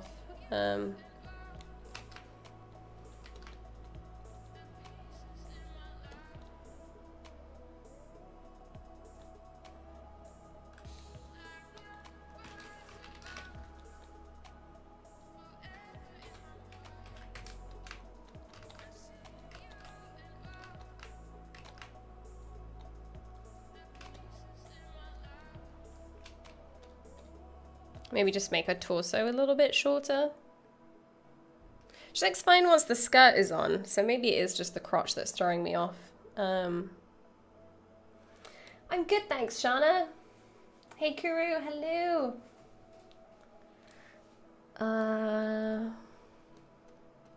But yeah, and then also the face. Her nose seems a little bit too big. Maybe would reduce that. And then there's just a couple of form things.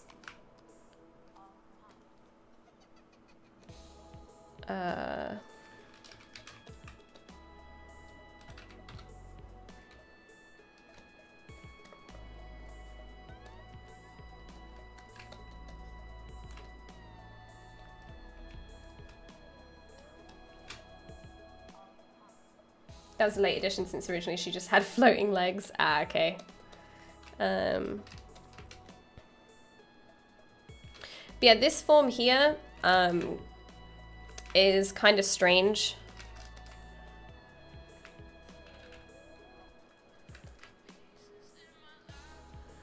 You've made it quite high, so maybe bring it down and blend it out a little bit more.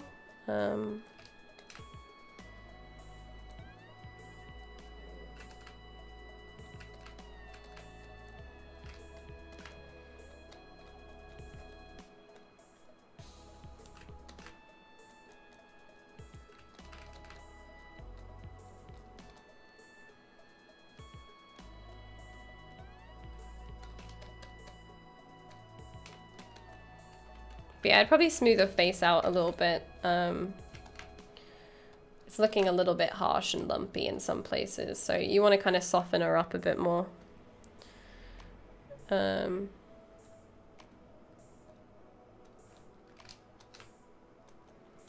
Give her a bit of a smaller nose.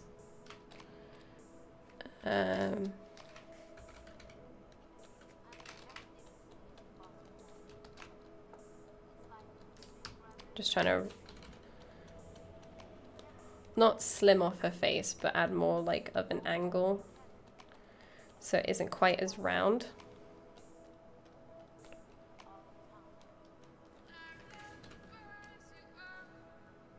But yeah, I'm gonna do the ones that I have in my tab, and then I'm gonna start sculpting because I don't want to spend too much time not being in ZBrush, but. So yeah, I'm gonna do, which ones do we have? So we have this one we're doing now. I'm gonna do this one, and this one, and then we're gonna leave it there. But thank you so much, guys, for everybody who's shared so far. But yeah, I think her head needs to be a bit longer. And you need to work on the planes a little bit more. You've made this plane up here, which is this one here, really, really high and really. But I would probably have it so it blends out down this part a little bit more. Like down from like your nose, from like your nose to your lip, that needs to blend out a bit more. Just to give her a softer look. I have spent quite a lot of time. How long have we been live? Almost 2 hours, so. What have I done in ZBrush? We gave this a curve. Okay, but,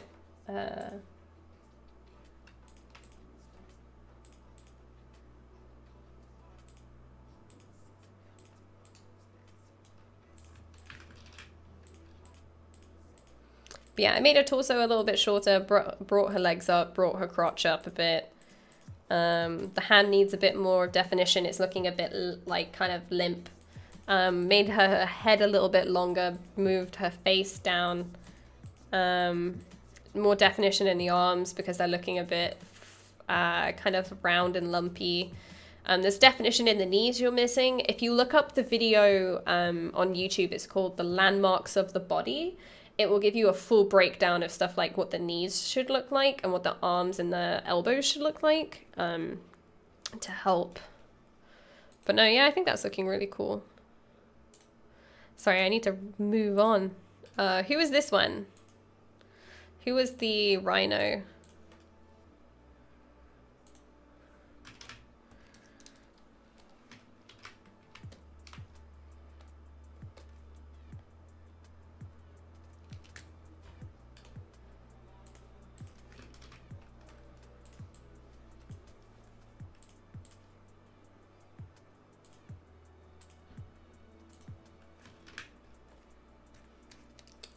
Seagull, are you the rhino? Okay.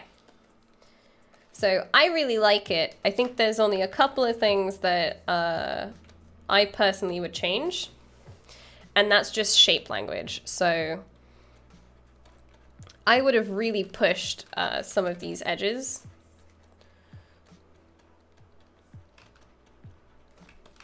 Just to make the silhouette a little bit stronger.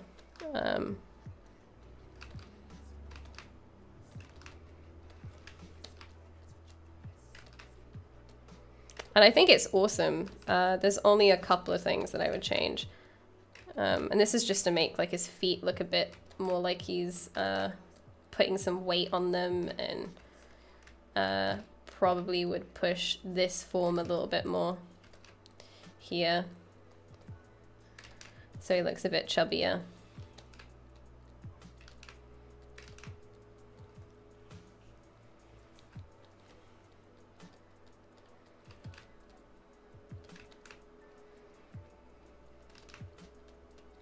But yeah, it's just about taking the shapes that you have and just pushing them a little bit more.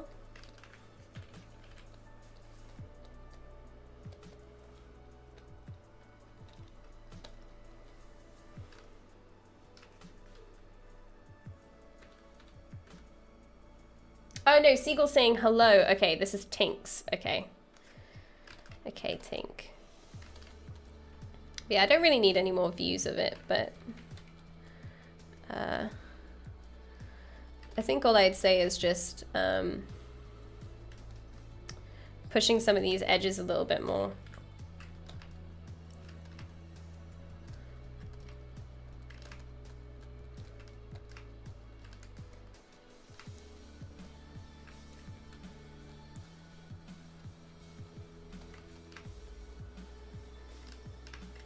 Just to make him, you don't want to go, this is something that was, actually that Joe told me, and Joe just started on the ZBrush channel, was don't just go halfway when stylizing something, because then it's only going to look like half done, right?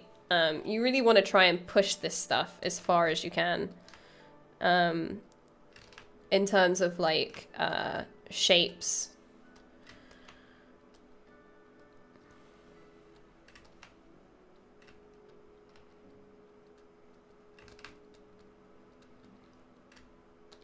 But yeah, I think like he's got some really cool shapes here. I would just try to push them a little bit more.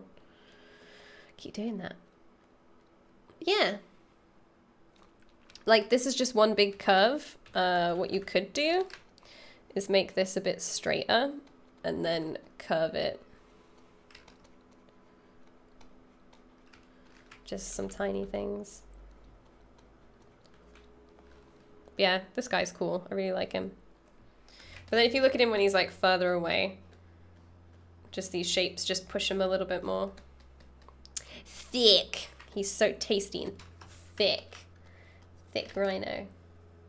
Yeah, he looks awesome. Yeah, that's something that like, somebody asked me to critique my own work, but that's something that I often struggle with, and why I do paint overs of my own stuff, because I'll kind of go halfway and then I need to paint over it to see how can I push this shape a little bit more. And that's often like a mistake that I make all the time.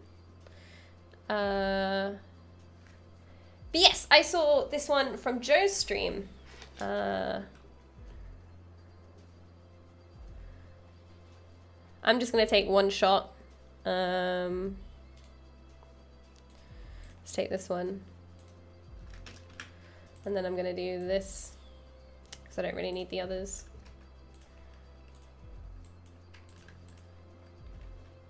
And then I'm gonna start making some keychains. So, for me, we're missing stuff like, if we go big, right? So if we think big shapes, these boots are the same color as his jeans. If you look far away, they look like the same thing. It doesn't look like there's that separation there. So color-wise, I would have made those darker. Like his boots much darker.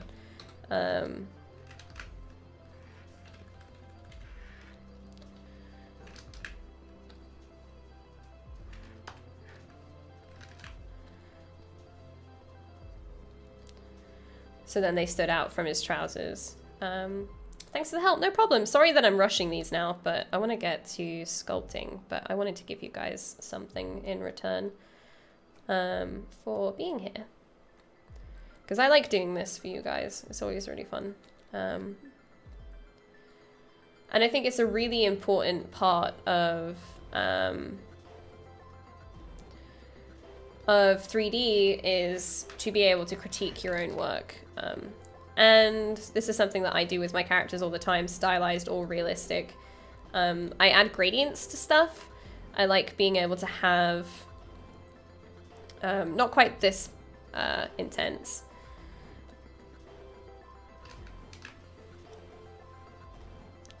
But I often add gradients to the texture.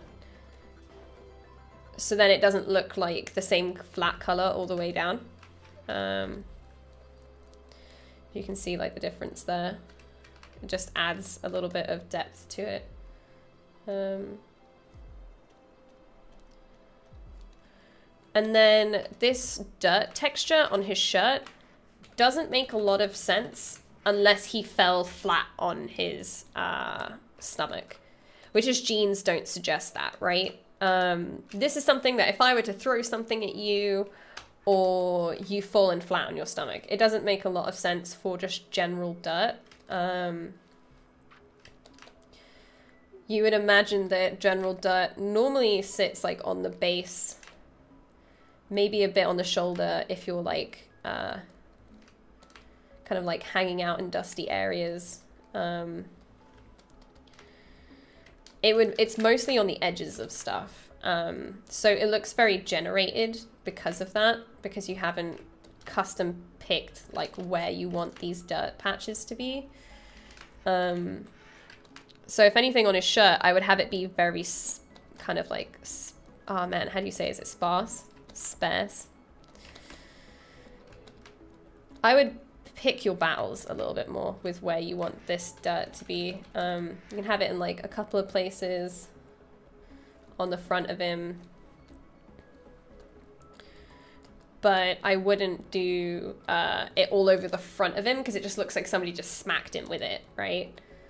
It doesn't feel like natural wear and tear. And then on jeans, often what you'll find if somebody does get dirty a lot is these parts of their jeans would be quite dirty because you're rubbing, it sounds like a silly detail, but you're rubbing your hands on your jeans. So you'll find that like here and on the knees, your jeans will be quite dirty. Actually, I'm gonna do this on a different layer. You'll find all of the dirt will be here because of your boots. It will be on your knees in case you have to get low in something. And you'll kind of find it here as well, right? and just kind of splattered in other places. But these will be the main places that you'll kind of see dirt or wear and tear on jeans. So I'd probably, if you're going to have him dirty, the legs are going to be the main place that you're going to see them, right?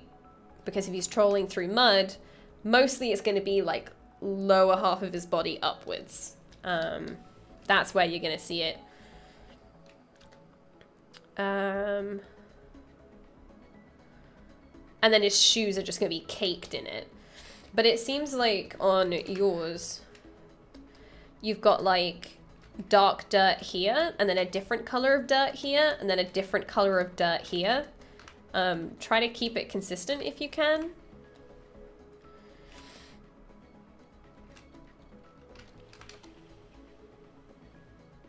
And his hair is very, very, very neat for someone who is so dirty.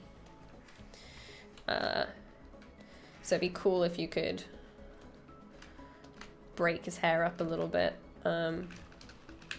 Is that on multiply? Yeah.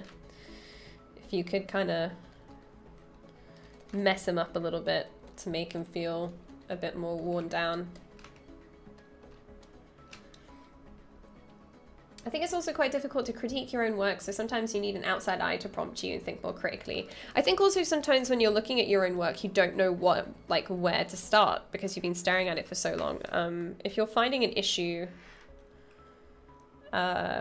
with critiquing your own stuff, just go away. Go away, come back in a couple of hours, try again. One last thing. These look like tracky bottoms, but the creases say jeans to me. I'd probably work on the material on these. I'm not quite sure what those are made out of. It almost looks like concrete in a way. The hair is hard to get right. Oh, don't I know it. Hair is difficult, I know. I just spent 2 days creating hair cards. But ZBrush makes that really easy, so. But yeah, just a couple of things. Really. It's more just about like being smart about your texture place, like about your textures and how you're planning them out. What else do we have? Trying to quickly storm through these so I can do some sculpting. That's not what I want.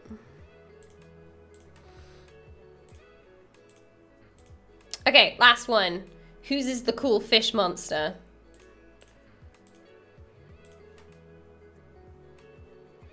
Hey, cool, how you doing? Hey, Zelandra. I'm doing good. Thank you so much for asking. Whose is the cool fish monster?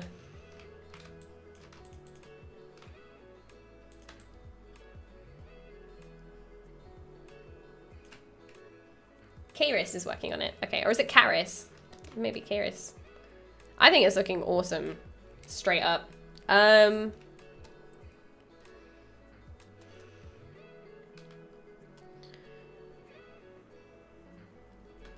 mean, I remember you saying you're not working exactly to the concept, so that's fine. And I can see the goblin shark in this as well. Okay.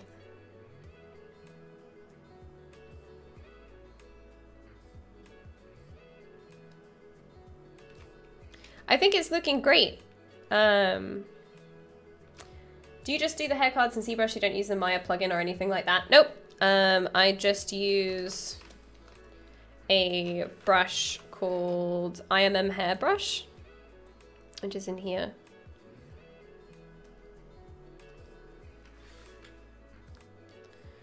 And I just do this. Bam, hair card. The end. It's really, really easy.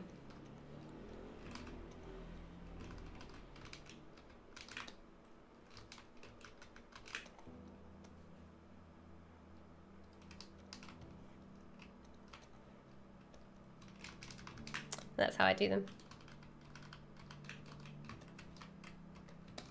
Everyone does have the hots for the goblin shark. Thanks for the crit, no problem. Thank you so much for sharing. Oh, okay, it's French. I'm never gonna get it right. Oops. Karis is how I read it, but it's not in there by default. If you look up IMM hair cards, you can find it on a polycount forum somewhere.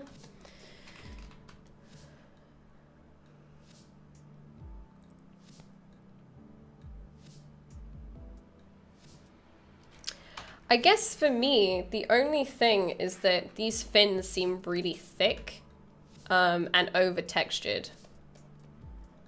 That's the only thing for me, is that their detail seems a bit too crazy. So I'd probably simplify that a lot. But yeah, I'm sorry, I don't have a lot to say about this one, other than that feels a bit strange. But that might just be lighting.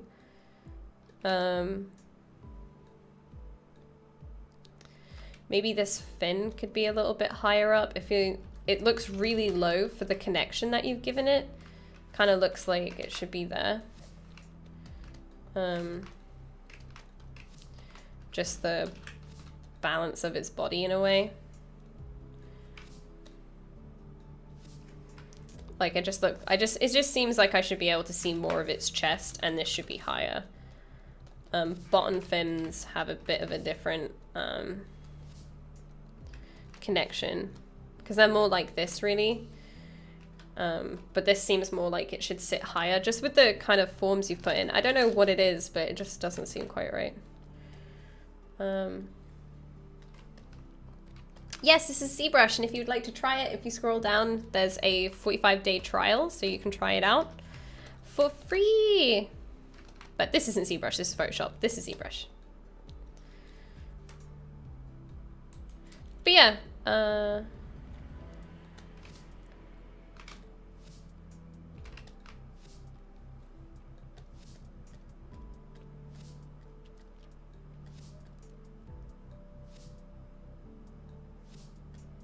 yeah, I think it's just that fin seems a bit weird to me. And then there's too much detail on these.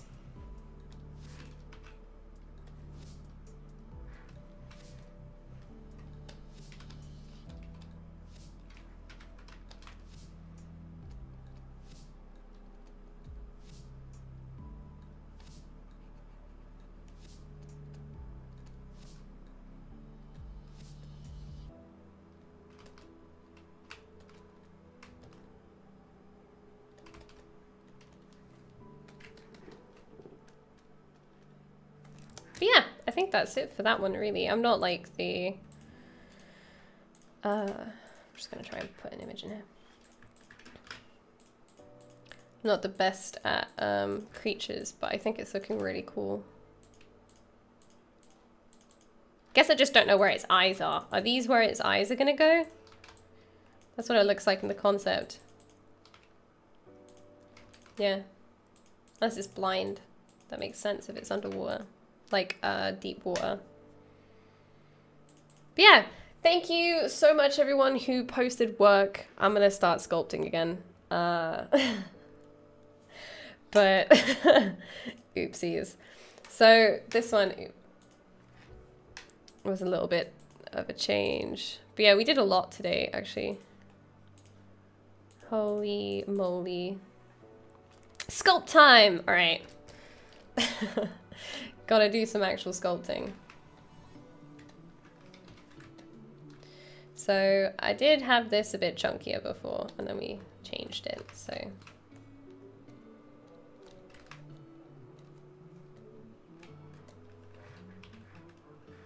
Let's bring back my thing. I am still working on the gun. I haven't been able to work on it at all because of freelance stuff, so.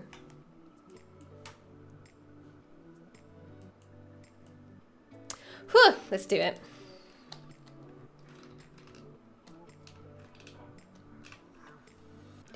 Do it.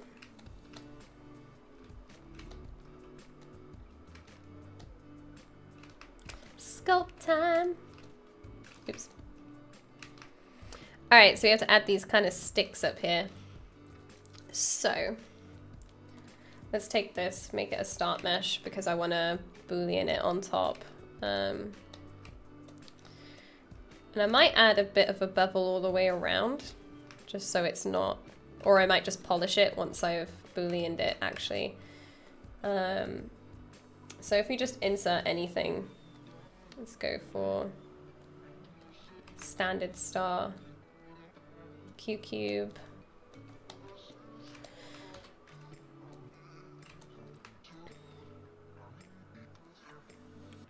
So,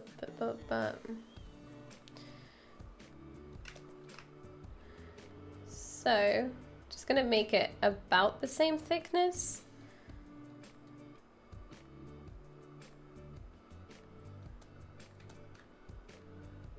And make it a lot longer.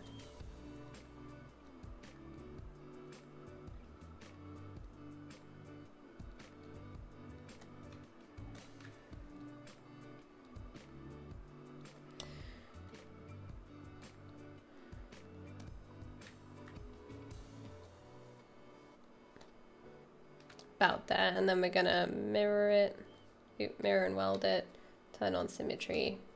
So now we've got two. Next time I'll be streaming is probably here next week, because I have a deadline that is Friday, and I'm a little bit freaked out about it. So hopefully I can get that done on time. But yeah, feeling the stress a little bit about getting my work in on time. Hopefully everything goes okay. But yeah. It is a Splatoon weapon! I love Splatoon. I've never played it, but I love it. I can tell you. I can tell you that I love the thing that I've never played.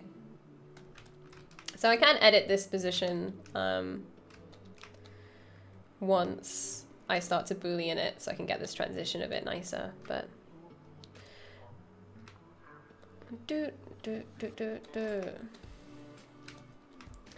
Now what we're gonna do is I'm going to... Steven! Hello, how you doing? Go back to this. Going to insert a single edge loop.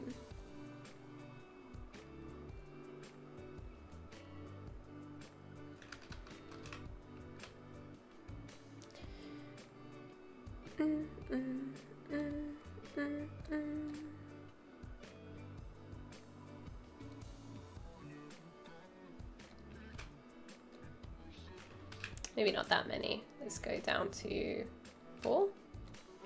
Yeah.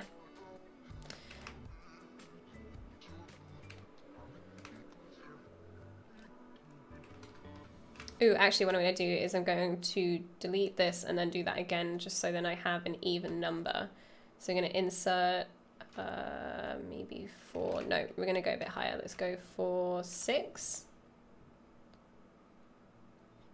Ooh, 6. How many does it have? 1, 2, 3, 4, 5. Okay, a bit more than that then. Let's go for 8. There we go. Then we're going to put a poly group.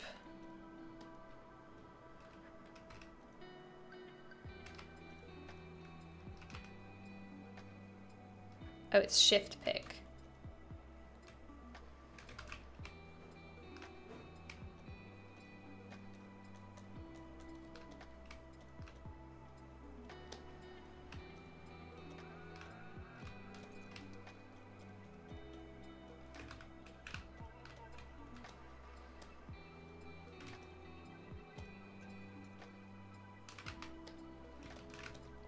Okay, then we're going to grab this, we're going to extrude them. Where is that?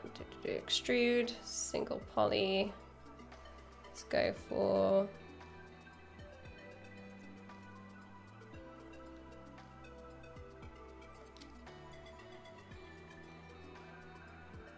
God bless the widget tool. Oh man, yeah. The gizmo is amazing.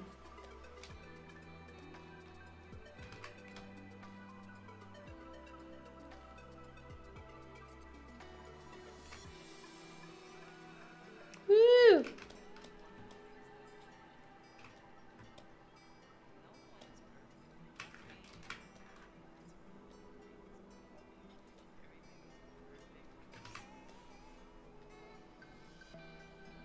Okay, so these are straight, but then this one, which we're just going to add a poly group. This one we're going to extrude a little bit further than the others.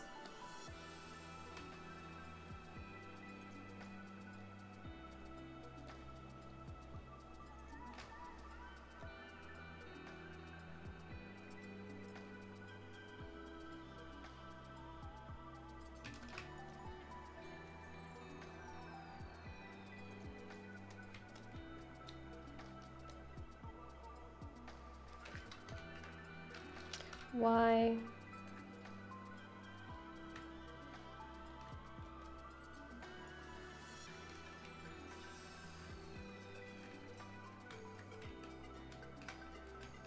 Stop that, you.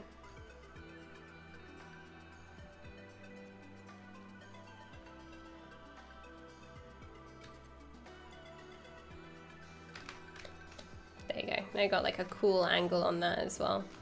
All right.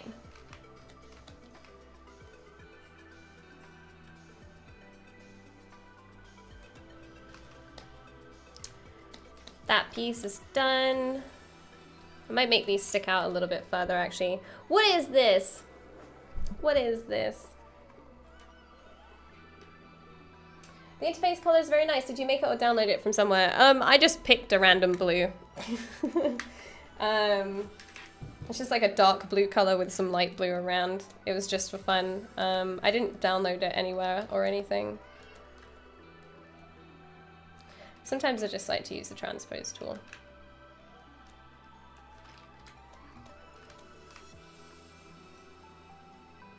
Okay, so now we've got this shape. What I'm gonna do is we're going to dynamically subdiv it, but I'm gonna go on Q grid so then it's not super sharp, like super round, and then we're gonna smooth it. So here we can go geometry, dynamic, and we can change the coverage to give it like a nice bevel.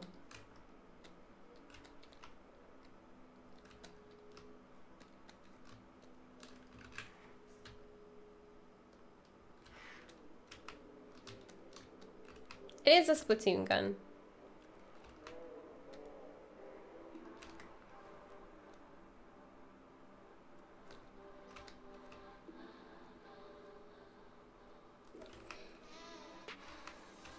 And then we're going to do the same thing to this. So press D for dynamic. Yes. Turn on Q grid. Change the coverage. Change the amount that it's subdividing.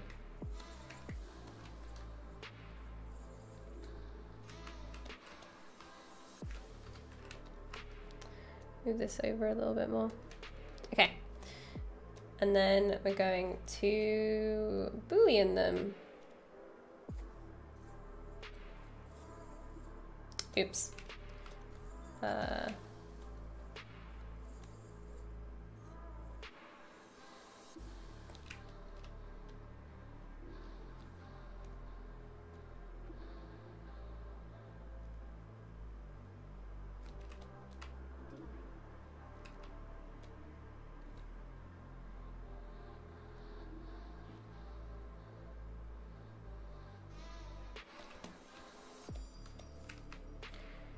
Is that intersecting them? It looks kind of like it is. Ah, my computer's just kind of crying right now a little bit.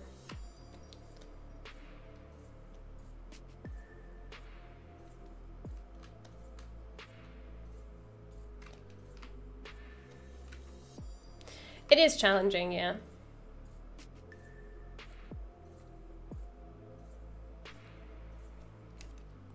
Cannot be performed because some input on the subtools aren't valid. Every input subtool must be a valid solid without any manifold edge or... Ah, okay. Show issues to display issues.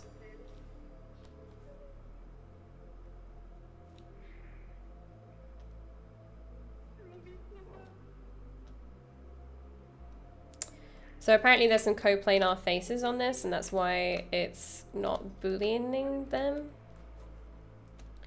So I'm just going to do a test and find out which piece it is.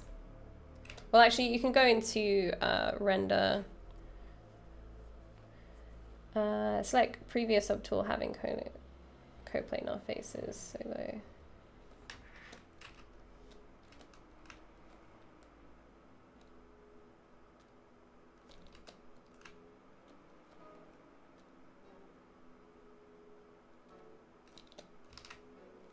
So it seems to be doing that okay.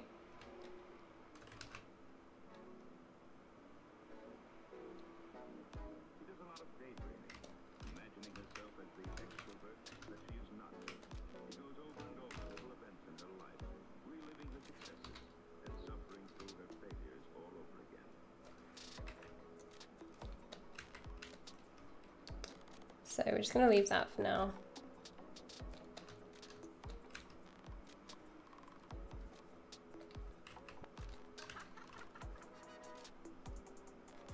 Oh. So got this. Let's just add a tube. Just a cylinder.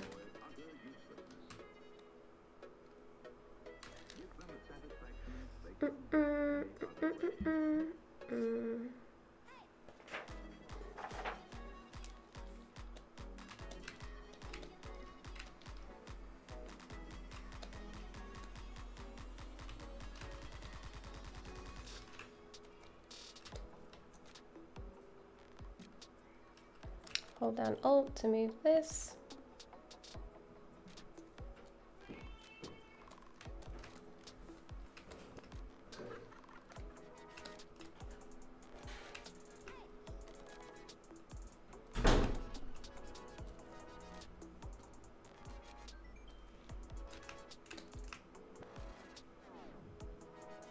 Should really adopt ZBrush for all my 3D modeling, still take stuff in and out to do hard surface, 3ds Max. I feel like I should learn all the Z modeler stuff. It is, I think it's really helpful if you do everything in one place. And there's still a lot of stuff that I feel like I could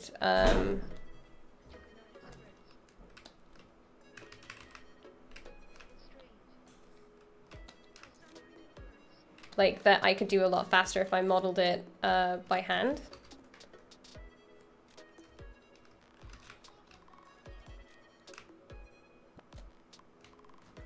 Let's turn this off. Okay.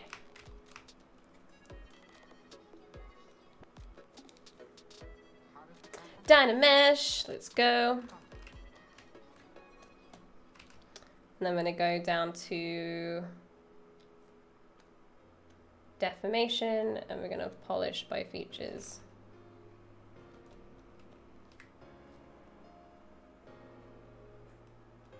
And relax it a little bit.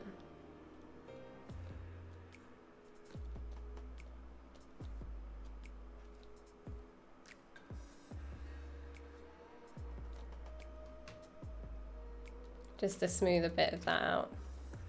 There you go.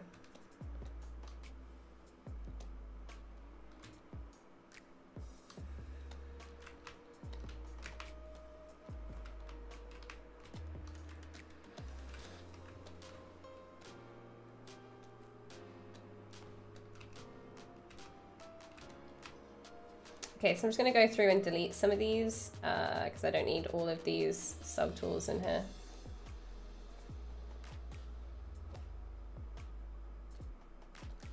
And then we'll start working on the keychain.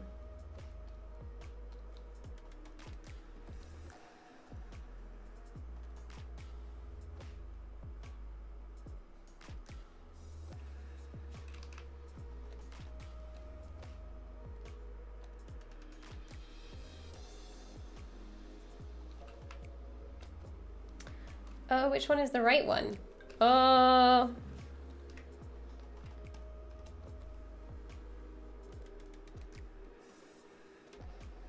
I think this one's the right one.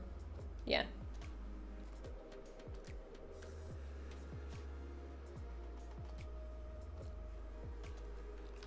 Okay.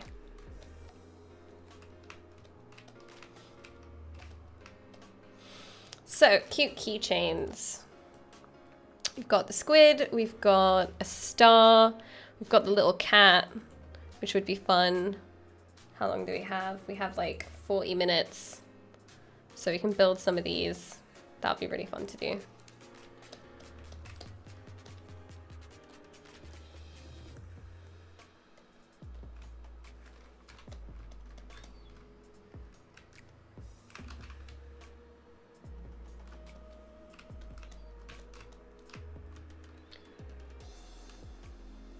just gonna make this super small.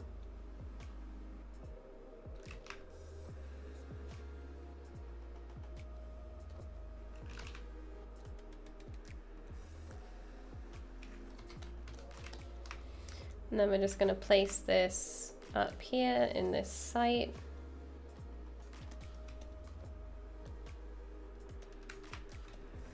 And probably scale it down a little bit more as well. There you go. Okay, so that sits on the top.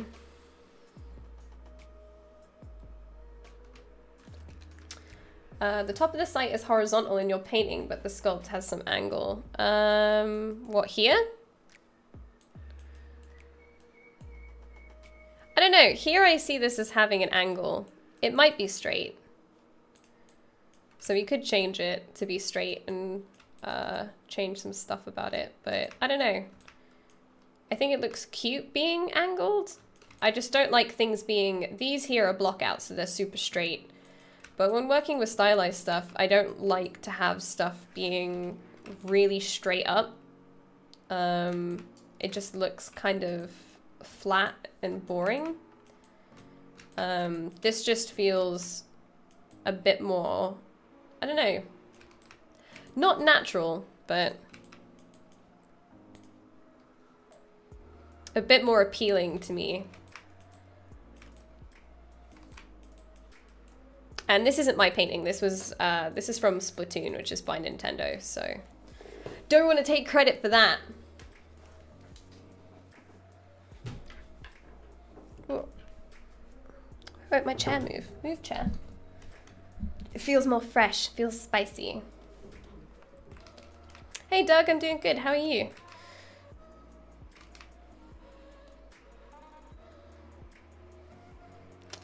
Okay, so how I'm gonna make these little charms, we're gonna get some pictures and look up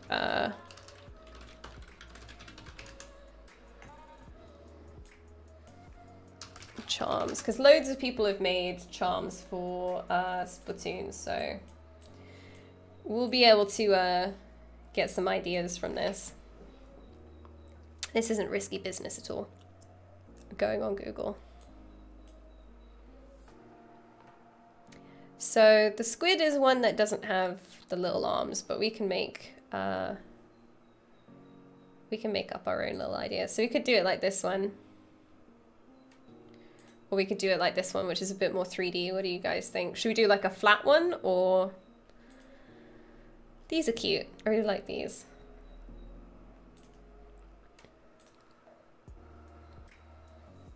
So we could do something more like this.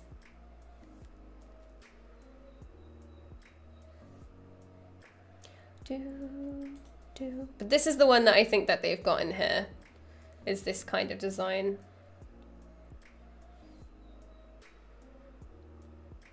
$3D, 4D, 2.5D.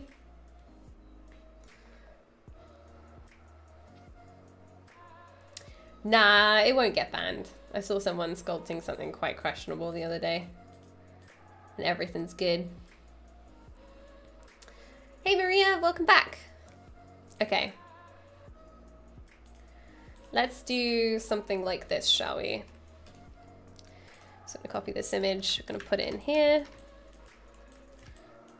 And we're gonna look at these for a bit. So let's insert a sphere.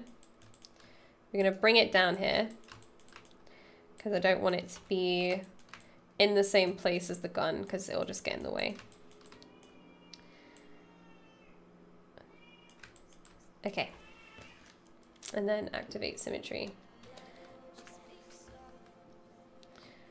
So I'm gonna get that.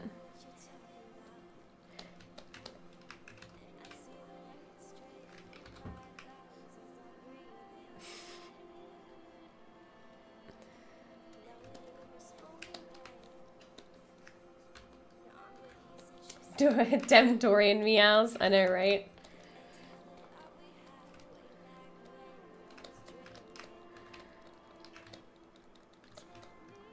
Okay, and I'm just gonna remesh it because the sphere always gives like weird topology on the bottom, so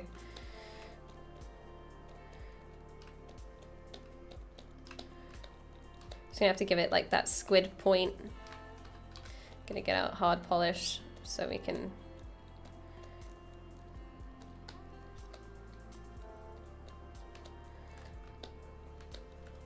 and pinch. Where is it?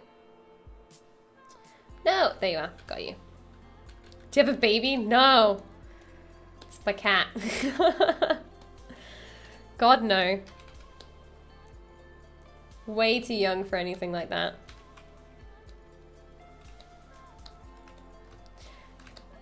Yeah, Dave, there is plenty. If you look up Michael Pavlovich, ZBrush R8, he has some really amazing tutorials on the new features. I've been watching them and I've made like tons of notes while watching his videos. So I would definitely, wait, there's another page. So I would definitely check out his stuff because that's the stuff that I've been looking at.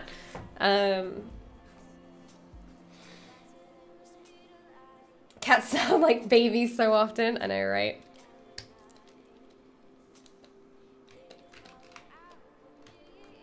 Oh yeah, Travis. This might be very last minute. What are you doing in about an hour and a half?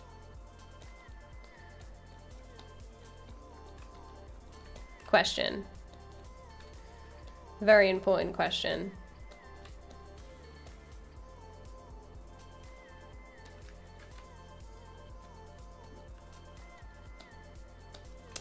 Because Tom's coming over and we're going to dinner if you want to come.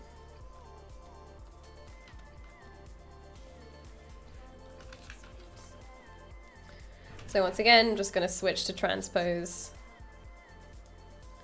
Just to kind of flatten that off.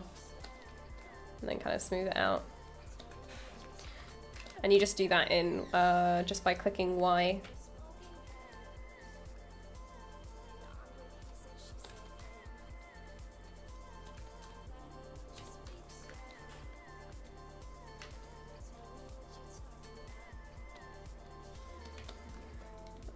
Like Pavlovich rocks, but what is the flat white fiber-like stuff with ink marks that you're holding? Was that paper? People still use that stuff. I was like, where is this going?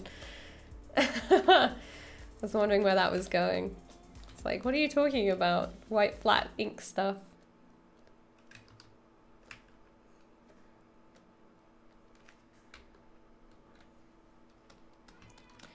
Ooh, actually, you know what we could do? Is it along the Y?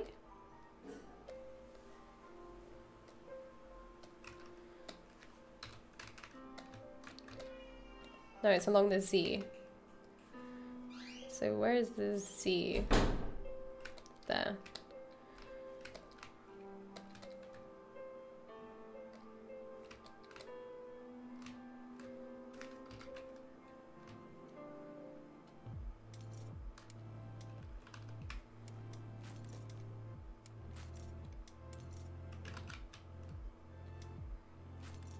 Make them one. Dynamesh it. Remesh it. Just so I don't have to do both sides, we can just do one side now. Meow. Okay. Then he has this little angry part right here, so I'm just gonna mask that off.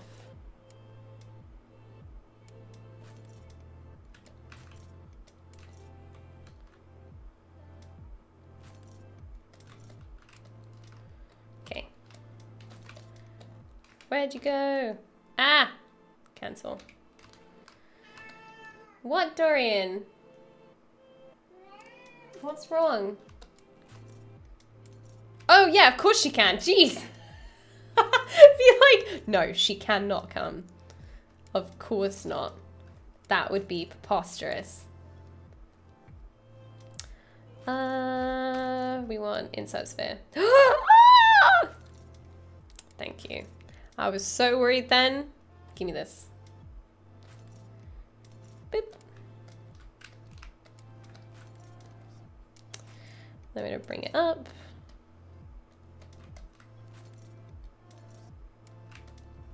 I wouldn't invite Jess either. Oh my gosh, savage.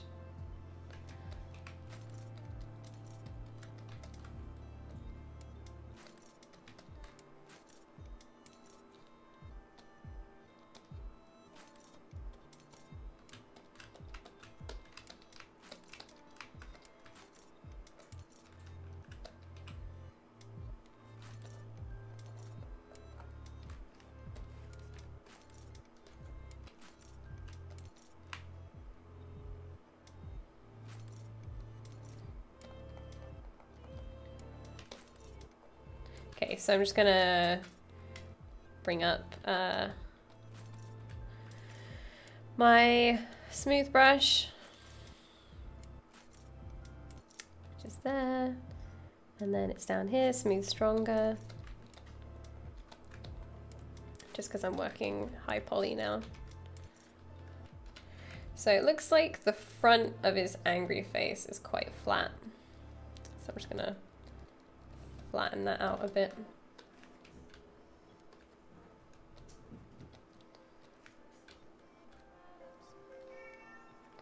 Dorian's going crazy. I don't know what he's doing.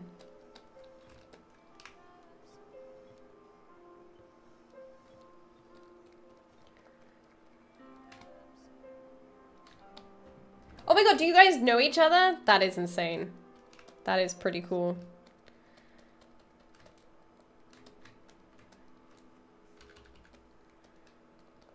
Angry face. Angry face. That's amazing.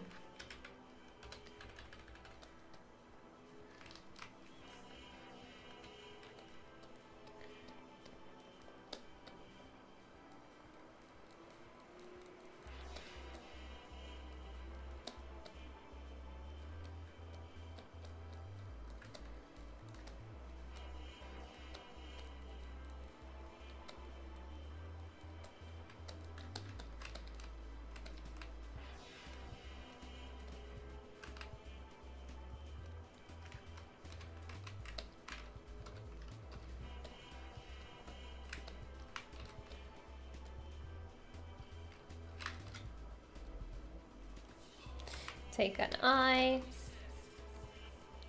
gonna smush it, gonna bring it over here, just grab this corner part.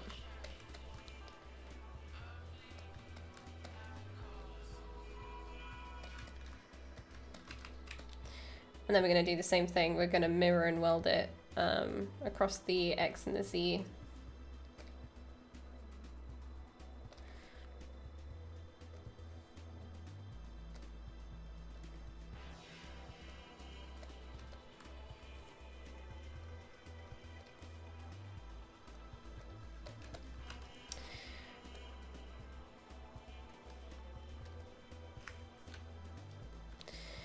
So they kind of have like Sonic eyes in the way that they're just like one big piece.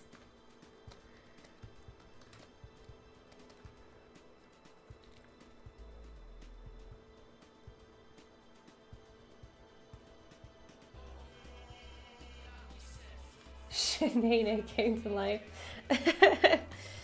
Well, that means that, Shauna, that if you come to England, we can all hang out.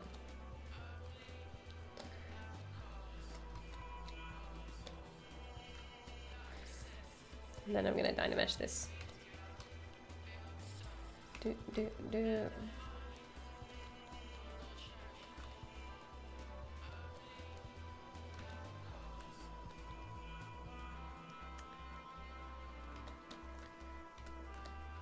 Oops, so that got a bit thin, so I'm just going to inflate it and then make sure that back face mask is turned on, just so I don't mess it up anymore.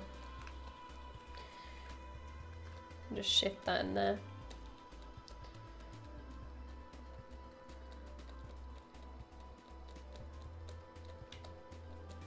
There you go. So you got some kind of eyes going on.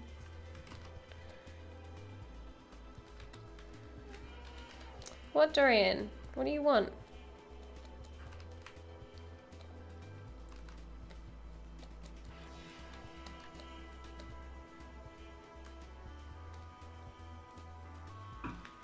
Halfway would be the North Sea.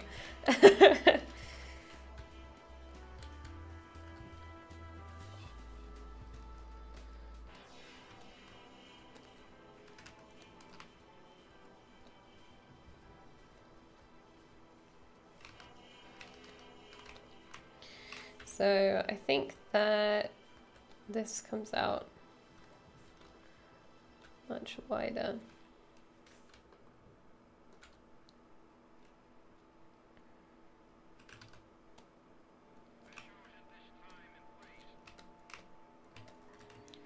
What is a Dorian? A Dorian is a cat.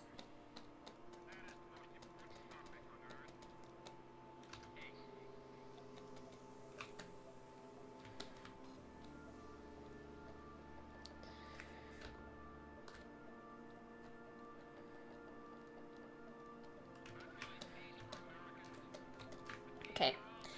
And then we're gonna add another sphere.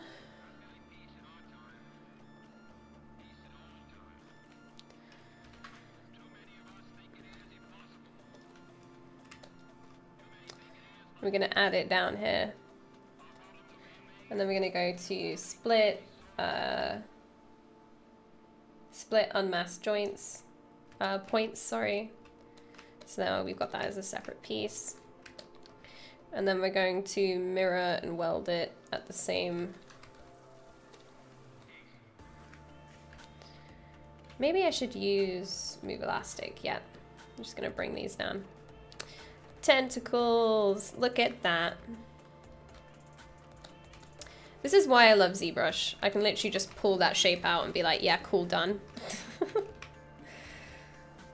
Pretty much finished. Look at that. But I want to make this a little bit shorter. Maybe about there. The proportion is that his tentacle is about the same height as to the top. So actually, no, they need to be longer. Dorian, what do you want? Such a rude question. Heresy, not knowing about Dorian. This is Dorian, in case you guys didn't realize. Hey, Screaming, I'm doing good. How are you? And he's come to sit on my tablet, haven't you? Why do you do this to me? This is why I get nothing. Whoa! This is why I get nothing done, Dorian.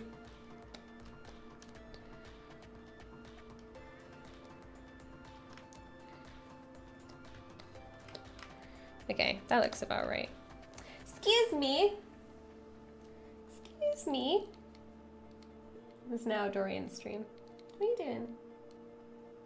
I have to go out soon. What are you doing? Hey, Alex, how you doing?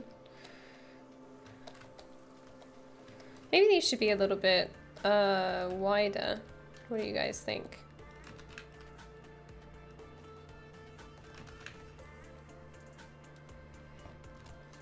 All right, you. Excuse me.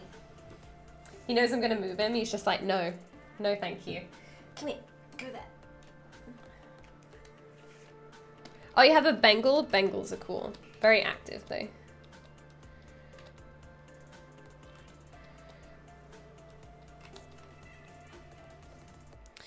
So we want that kind of curve going on. So I'm going to pull it out this way. I'm actually going to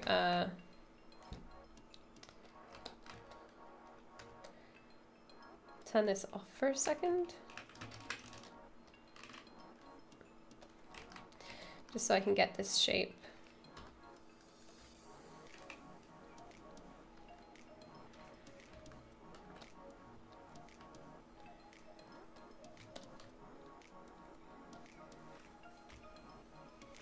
So make it quite thin, but then quite thick at the base. Do, do, do, do, do, do. Look at him, he's sulking now. He's just like, no, fine.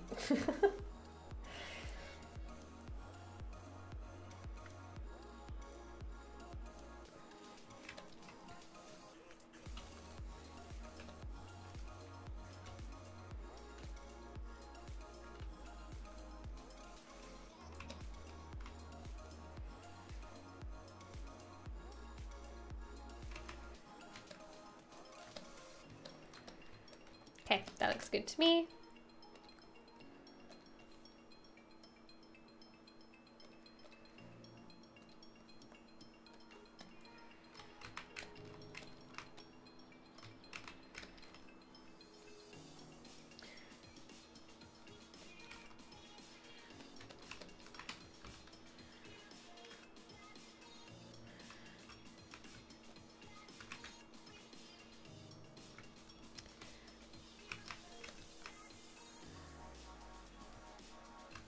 want to make this a bit chunkier. There we go.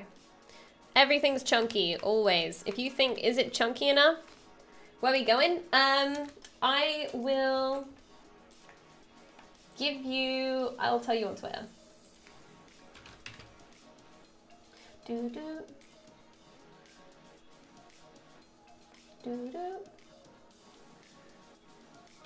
Yeah, I'll tell you in about 20 minutes, but it'll be really fun. I think, let's make it a surprise. Don't tell Tom, okay? We'll make it a surprise. And then we'll all meet up. That'll be really fun. So I'm gonna go to deformation, and I'm just going to inflate this a little bit, just because I want it to be a bit cuter. Like that.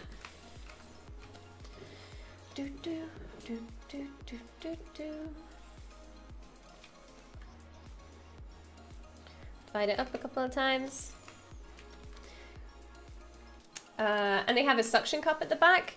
I guess so, but because it has eyes on both sides, I guess maybe I shouldn't give it eyes on both sides, right? Should we do the suction cups and the keychains? Normally are the same on both sides, but we could do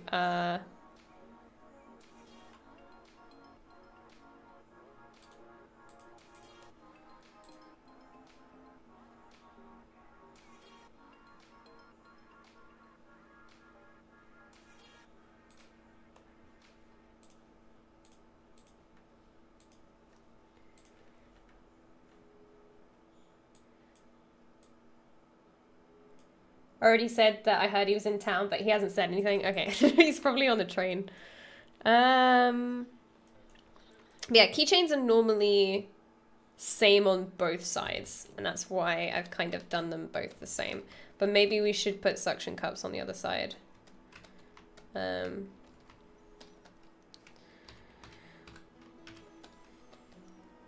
Just gonna sharpen this edge up a little bit more.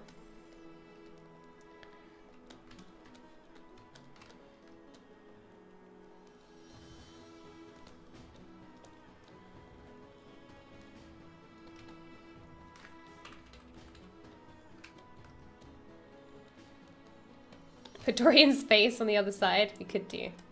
You could totes do that. And I'm just gonna grab pinch. I'm gonna pinch down this part.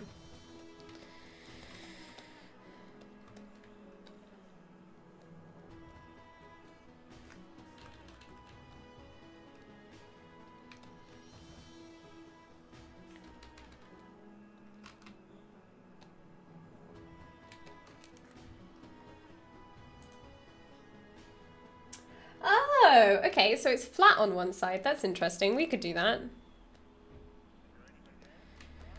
We could just get out exposed. I vote for a Dorian keychain. But yeah, we could totally make it flat on one side. So if we bring up the gizmo, press Y to get transpose, and then we can turn off the Z. Grab this little red part and do this like that. So yeah, if you just hold down shift on this little red circle, you can flatten stuff out. That's really fun. So yeah, we could do that. And then keep these flat just like me. No! Okay, so if we just go through and then remove the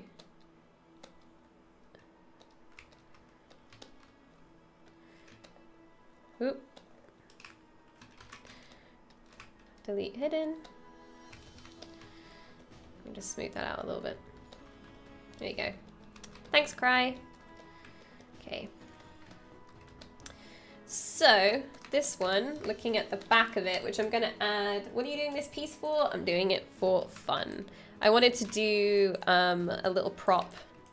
So this is a Splatoon keychain, but the keychain is for this weapon here. And my keychain is backwards. Oh my gosh. But yeah, it's just for fun. Because I just want to do a prop.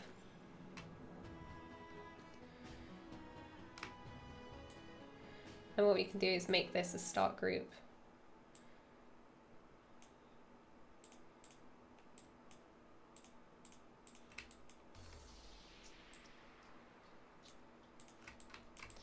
You can go away. I don't need you anymore. Get out of my life, cylinder. Don't forget the text. Oh, we could use the text tool. Ooh! Oh, you guys. 1 minute.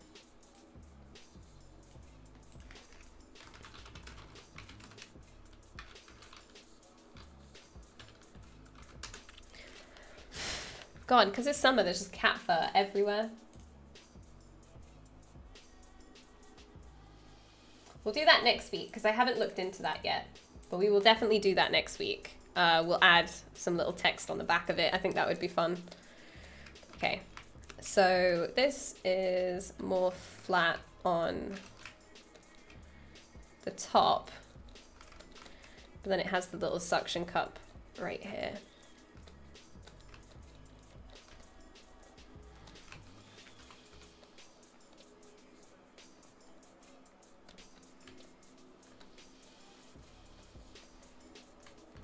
Bye, Tanuki. Thank you so much for coming.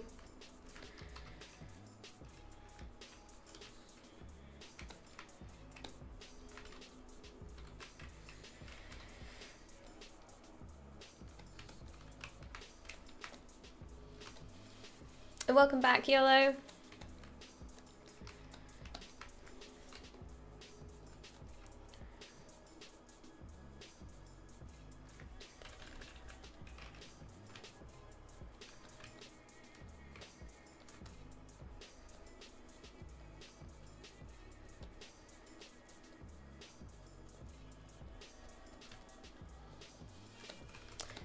Suckers.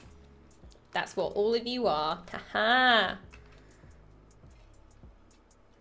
The text tool is so needed. I think it's an amazing feature from looking at it, especially with live booleans as well. Like them working together, I think is really, really awesome. I think they do a really good job.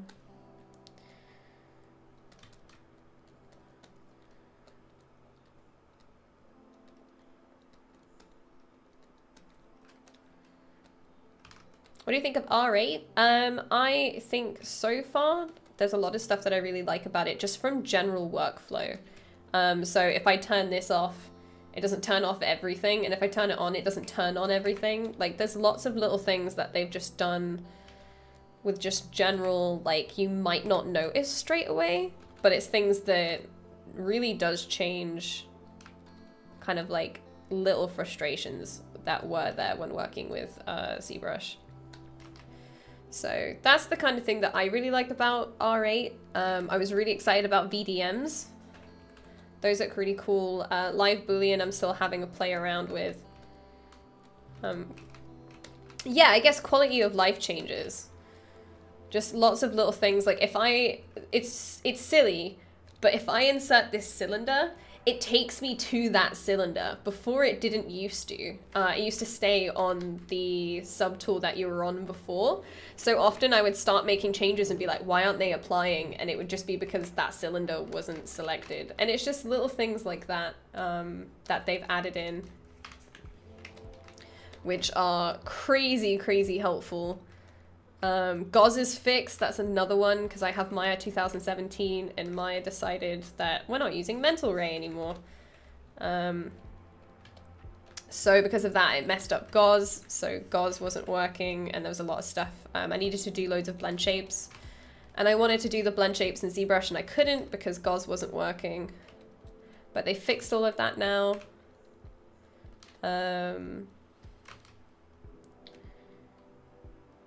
I haven't had a chance to use any of the huge features yet, Bode. I've used a little bit of Live Boolean, but there's still a lot that I need to know. And VDMs I've played around with, but haven't really made any like solid ones yet. So yeah, I guess it's just stuff like that really. I haven't had a massive play around with. And the second my freelance work is done, I'm gonna like hit that hard. You know, because my freelance has literally just been taking up all of my free time. So I haven't had a chance to really explore all the features fully. But I've had to play around with all of them.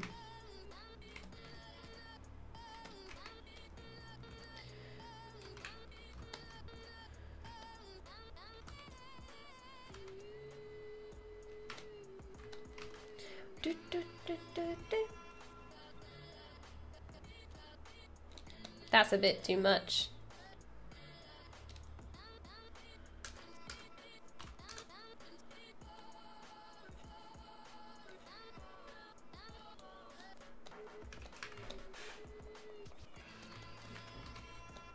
Oh.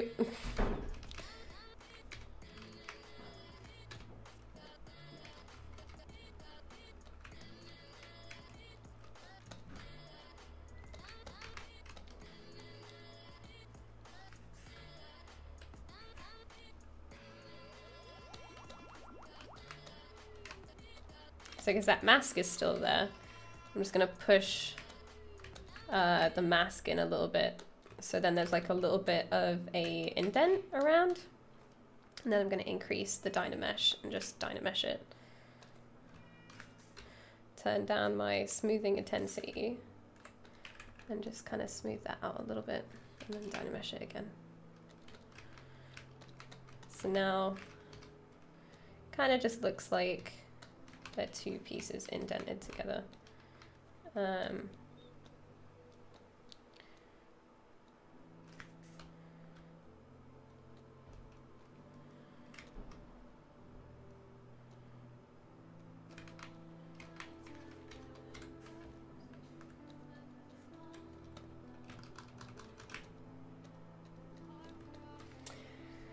Any tips for marketing yourself as a freelance? So I don't have the best tips on this, and I'll tell you why. I am not the reason why I've been getting freelance work. I guess my work is part of it, but it's mostly just been down to a really good friend of mine. I haven't announced anywhere that I'm doing freelance work. She's just been recommending me, and that's where it's all come from, really.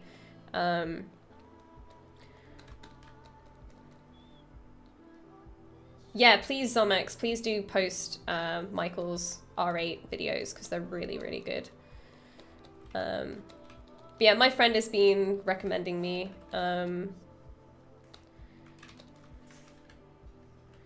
But I think just from marketing yourself, it's just about being regular online, posting work regularly, and having an internet, like, online presence. Time is it? We have 10 minutes left, okay. So people can see your work, they can see what you've made quite easily, because sometimes they might recognize a piece, and that's why somebody will pick you up. You know, stuff like that. You've got to have a real presence online.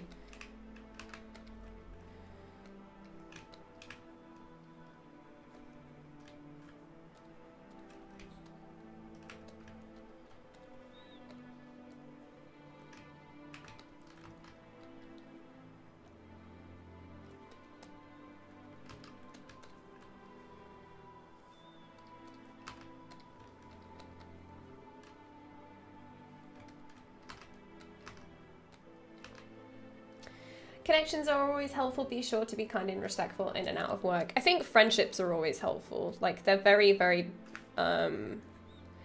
because basically, like, my whole drive for becoming a better artist, or for doing anything, really, are all up to the friendships that I have and the people that I look up to.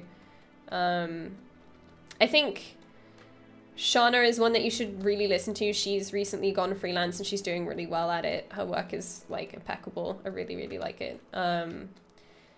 She's given me a lot of advice on a forum before about freelance stuff, and about, like, even things like saving money, like making sure you have money saved up, is stuff that she's talked about before. So I think with freelance as well is trying to make sure that you're like financially secure, you have some savings, because without that, then it's quite a dangerous thing to do.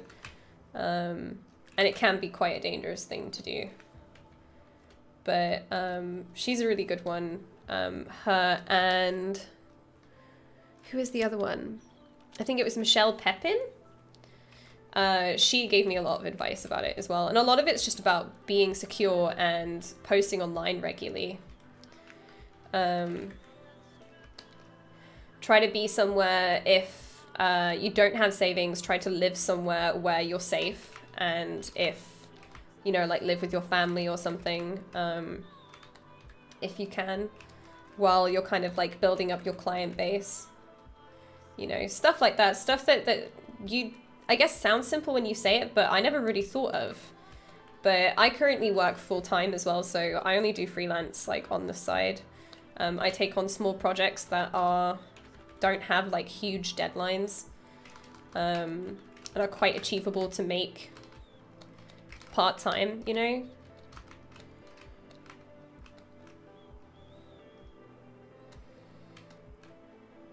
Okay, let's put in another primitive. I'm gonna get a sphere. I'm gonna put it here. And then we're gonna go to split, split unmasked points.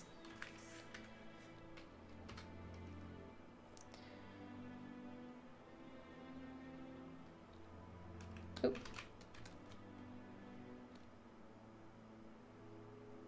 Could also do this really, but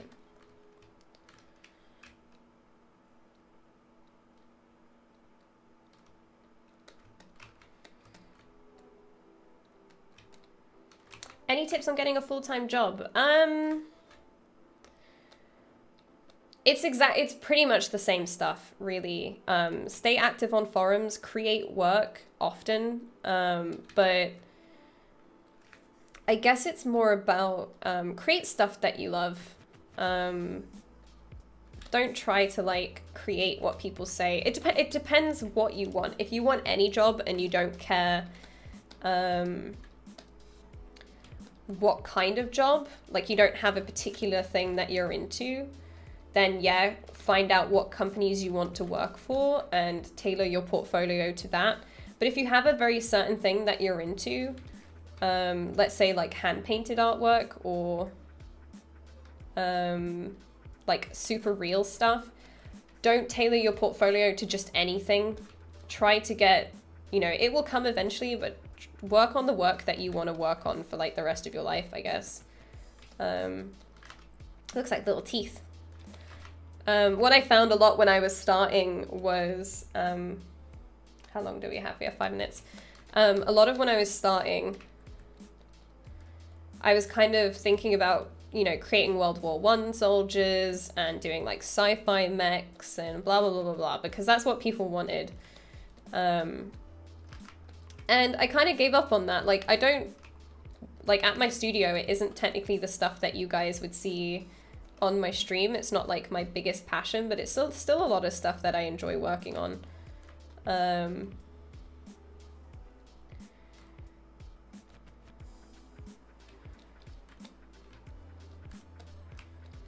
But it depends what you kind of want to do. But I would suggest, if you want like your happiness to be the main drive, then keep working on what you really love to work on, and then the studio, find a studio that suits you. Don't suit yourself for a studio. What I end up finding a lot is people kind of like tuning themselves to what a studio wants rather than what would actually like make them happy, and then they end up leaving like really, really early. Is somebody picking up the stream in 3 minutes? No, but I finish in 3 minutes. But if anybody has any more questions, create your own studio, yeah, which then comes down under freelance. Make sure you have your financial stability. Stay somewhere safe and secure while you're figuring out your finances and building your client base. You know, stuff like that. But before I got my full-time job, I was just working in a bar. So I know what it's like. Let's go to merge. I know what it's like to work a job that doesn't make you happy while you're trying to find what you're into. It took me a year, I think, to get my position. Dynamesh.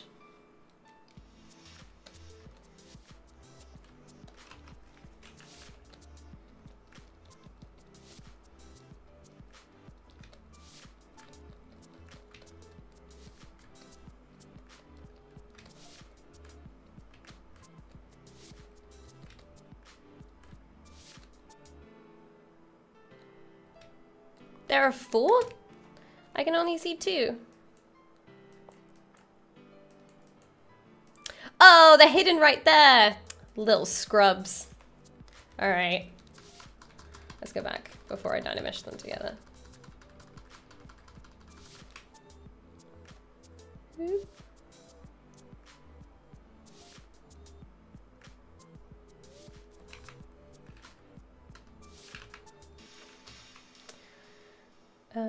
Alt click. And we're just going to hold down Control. Oop.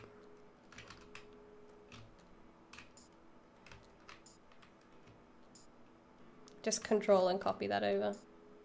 Oop. God, they're adding sneaky tentacles to stuff.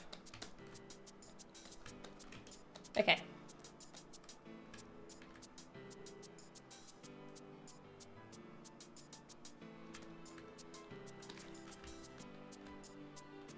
Just gonna go mask by poly groups real quick, and then auto group. Bring this down. It looks like these are kind of, oop.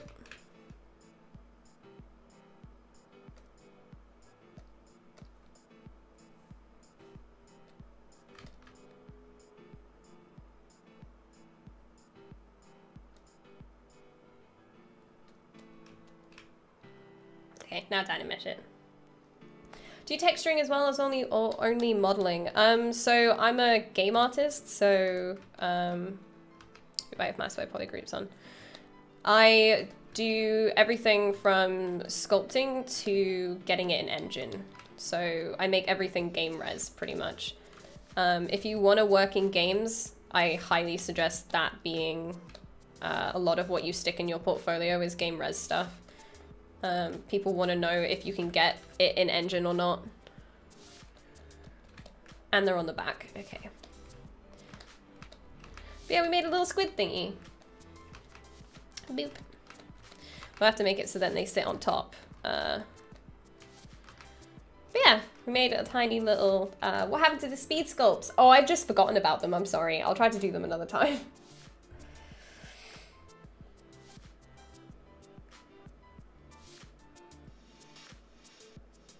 What's the poly count on props like this? Oh, this would be like mega low. Probably like a couple hundred maybe. Seeing how the gun itself is a hero asset. So this would be something that you would see your main character on. Okay, so let's get our gizmo. Let's stick this on. And then we're going to grab all of these, and we're just going to twist them.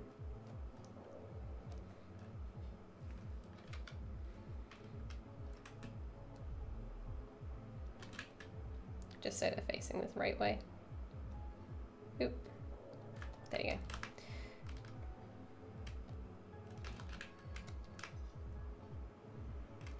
He looks a bit wonky, actually.